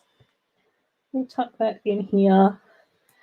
And we'll move on to do pink ice creams now. And then I think how many? Oh, and then I've only got the mermaids to go. So we should be able to wrap up more or less on time-ish, which means that then everyone that wants to pop over to, what was it? The Lego Con can pop over to that, which will be really cool. And then I'll need to go and have something, a nice honey lemon drink or something to soothe my elderly throat from talking so much tonight. Oh my gosh, yeah, I know. It should be illegal. Totally. Totally, totally. I honestly don't know how people could. They're, you know, I think weren't we talking about this on M's stream? I mean on Steve's stream. Did we say that if you end up as like a dog pillow, then you're stuck there until the dog decides to move? And I have literally had those moments where it's been like, I can't go to work today, sorry. He's lying on my legs. I can't move. Don't make me. Don't make me choose between earning an income and being a dog pillow, because that's always going to be a losing battle. The only winner there is going to be Pucky. Oh dear. Right, pink is almost finished, which is really cool. It's really nice to get these bracelets out finally as well. I had hoped to do like another dots video, but I'm so far behind in videos at the moment. It's just absolutely ridiculous, and I don't know quite where my filming motivation has gone. It seems to have just slipped away for the meantime, so we'll see. I'm sure it will just come back with a vengeance at some stage or another, but for now I'm just like, oh, I'll just plod along and do my streams and see what happens with my with with my I can't even remember what I was going to say then. With my something, with my stuff, with the thingy bob, the whatsy who's its. I think I am going to actually have to change this one as well. I'm going to have to take out these two and put in the other. Oh, Em saying, yeah, I think so. I don't remember much. Yeah, I know. It was really late for you, Em. It was really late. So I'm surprised that you don't really remember that much, to be honest. But, you know, that's okay. It was nice being able to chat and all of that sort of thing. And then Em's also saying, haven't done a video in a month. Yeah. I'm sort of like, it's my whole thought is it will come back when I feel ready to make videos again. And as you all know, I'm not super fussed too much about how that happens or what goes on with that. I have got a whole heap filmed, which is also really weird, but I just have struggled with editing more than anything. So I have filmed opening all of Woodshop Teacher's mini dolls that he sent over, which is really cool. But I think one of the things that's putting me off with that is that there's about 2 hours worth of footage. And then I was really, oh my gosh. And then I ended up like doing like 2 angles. So I had my phone and I had the camera there. So I've had to sort of go through and try and figure out which bits from the camera and phone were supposed to go on which bit, like matched up with which bit. And then I've just got to try and figure out which sections I can speed up, where I need to edit out anything that I'm just rambling on about nonsense, what bits actually do need words spoken in it. And then I also thought that it would be kind of cool to be able to go through and show some images of the completed mini dolls, so the actual finished version, because when Woodshop Teacher sent them over, it was just all in parts. So there was the hair, the heads, the torso, and the legs all separately. Yeah, Sloth, that's what I'm thinking as well with me. Like I just sort of go, I've powered through and I've done so many videos over the years that I've been on YouTube, well, almost 3 years that I've been on YouTube. So I'm sort of like going, yeah, it's okay. I'll take a breather. That's fine. I'll get back into it whenever the mood strikes me again. Oh, yes. Oh, my gosh, yes. With the new Sprout hairpiece, they could totally do the 3 fairies from Sleeping Beauty as micro dolls. Oh, my gosh, I know. It's just so frustrating that Lego seems to be so much slower with giving us beautiful mini dolls. And we would just like them a little bit faster than that, please. Please, Lego. Can you listen to us and just get them to us a bit quicker? So, yeah. Do I know what's in less than 6 months? No. Should I know? Are you going to tell me? Don't make me guess. I'm no good at that. I'm one of the worst guessers in the world. Oh, the winter solstice is in less than 6 months. Is that the correct answer? I'm going to steal Sloth's answer. Oh dear. Oh my gosh. This purple bracelet's really going pear-shaped. Oh my god. It's a disaster. It's a mess. Okay, no, I think what I'll do is I'll swap these bits around. That's probably going to look a little bit better. Or not. Don't know. Let's just go with that though, in the hopes that that's going to improve things. And this one, and let's do dark purple here.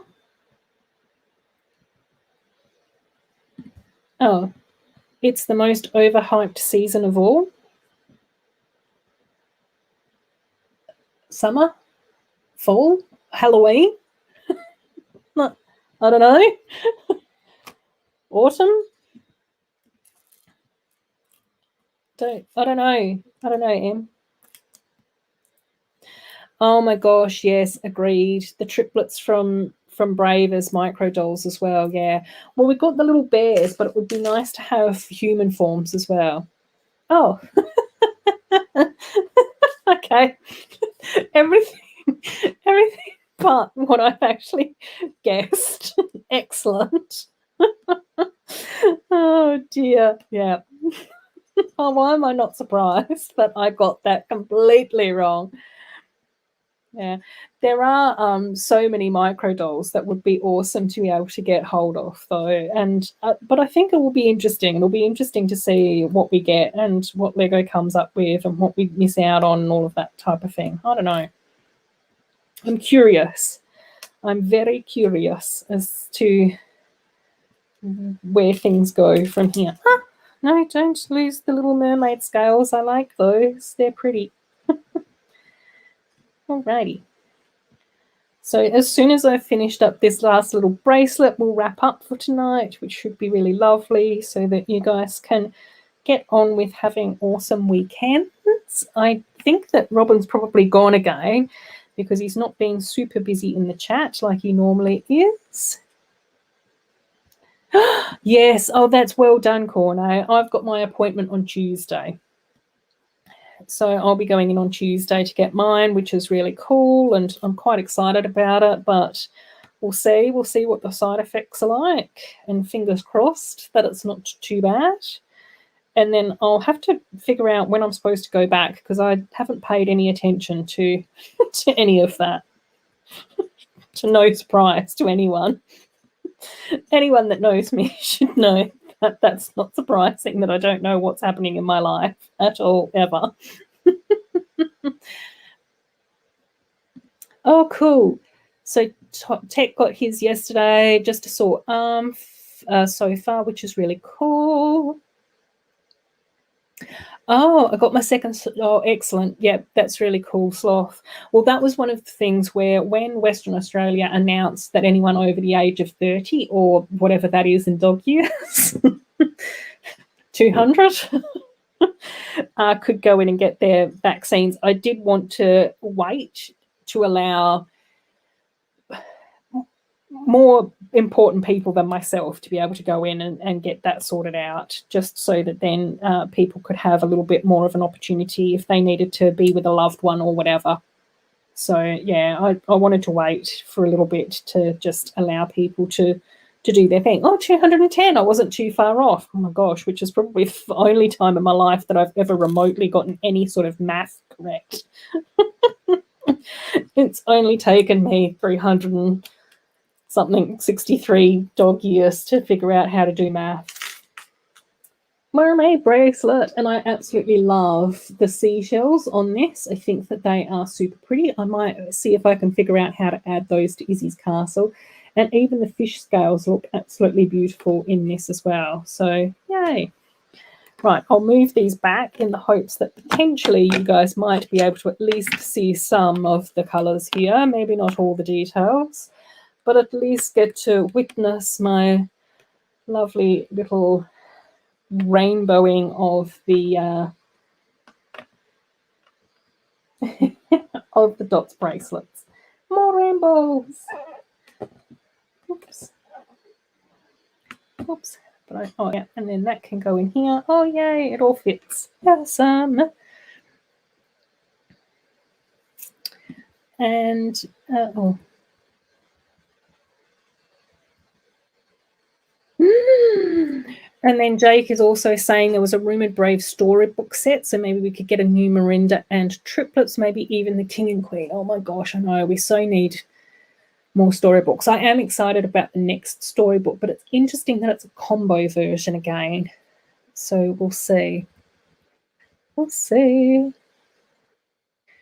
And Cornet saying that there was a special bus in his city, so you could go with your invitation to vaccinate and you could get one without an appointment.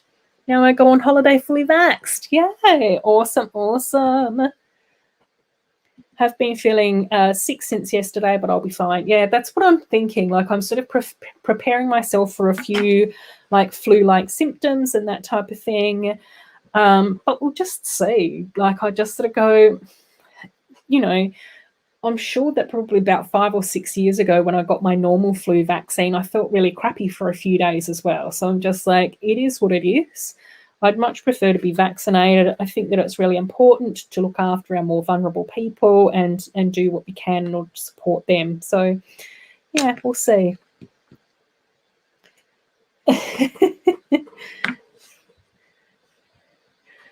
Yeah, yes, I know. Getting there.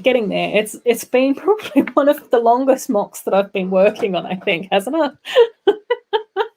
But at least you've got the patience of the saint, yes. But it is there, and the sea witch is already done as well. So, and then I do have a little bit of a list as to what to do with Finn as well. But I think probably what I'll have to try and do is do up the amusement park area on my city, maybe over a few months, film that, and then probably take all that down.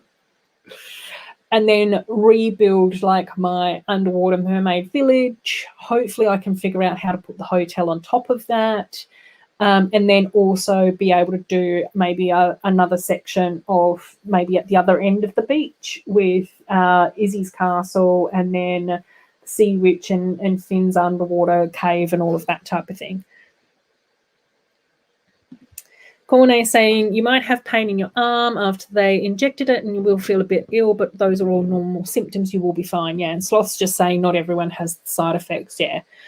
And I think that that's pretty much what happened with my mum and my stepdad as well, is that I think that they got a few minor symptoms, but that's fine. I completely agree. So much better than anyone getting ill. Yeah. Yeah. So much better than having to deal with losing a loved one as well. Cool. Well, we're all finished, I think, for tonight. We managed to power through and get Series 3 of the Dots bracelets done, added to my lovely little rainbow collection of bracelets, which is looking super pretty because rainbows are amazing. We managed to build up our lovely Everyone is Awesome set, which looks absolutely fantastic and gorgeous. I love it. So happy that I could get hold of that one. And hopefully you guys did enjoy a little bit of information about LGBTI stuff in Perth and Australia and a little bit of flag info as well there. And as always, we still had our cozy chats in and amongst everything as well. Oh my gosh, yes, I know. I think that that's the other thing that really depends on vaccines as well, is how good the nurse is that actually does it for you. Because I've had some where it's just been like, oh, I didn't even know that happened. And I've had others where they've literally like thrown it like a javelin into my body and it's just been bruised and horrible. So, but that's only as good as the healthcare worker that we managed to get hold of. But yes. Alrighty, shall we wrap things up here for tonight? I think that we have had a lovely little chit chat as always. I always love chatting to you all. I hope that you've had a wonderful time hanging out with me again this week. Like I said, next week it's going to be the surfer beachfront set. Said with no confidence whatsoever. Corne will let us know in the chat what the name of the set actually is, but I'm hoping it's Surfer Beachfront. Oh my gosh.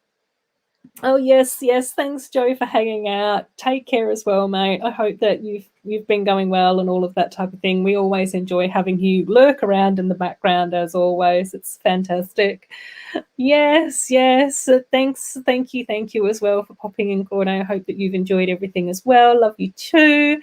Awesome stream, awesome chat. Yep, whoop, whoop. Yes, lovely chatting to you as well, Amy. I'm glad that you managed to get your magical funfair sets sorted out and built. They are absolutely gorgeous. Thank you, thank you. Oh, also 22 minutes till LegoCon. Excellent. I've managed to finish up in time. Yay, Jake. You might be able to jump onto Bricklink and order more stuff now in the meantime. Oh, sloth. Yeah, see everyone around. Thank you, Brett, for doing such an amazing job as my little blue wrench. I'll have to thank Robin as well. You guys were awesome to have in the chat this week, as you always are, but we did need a few more wrenches, more than usual. And we're going to finish off with rainbow flags. Yay! Take care, everyone.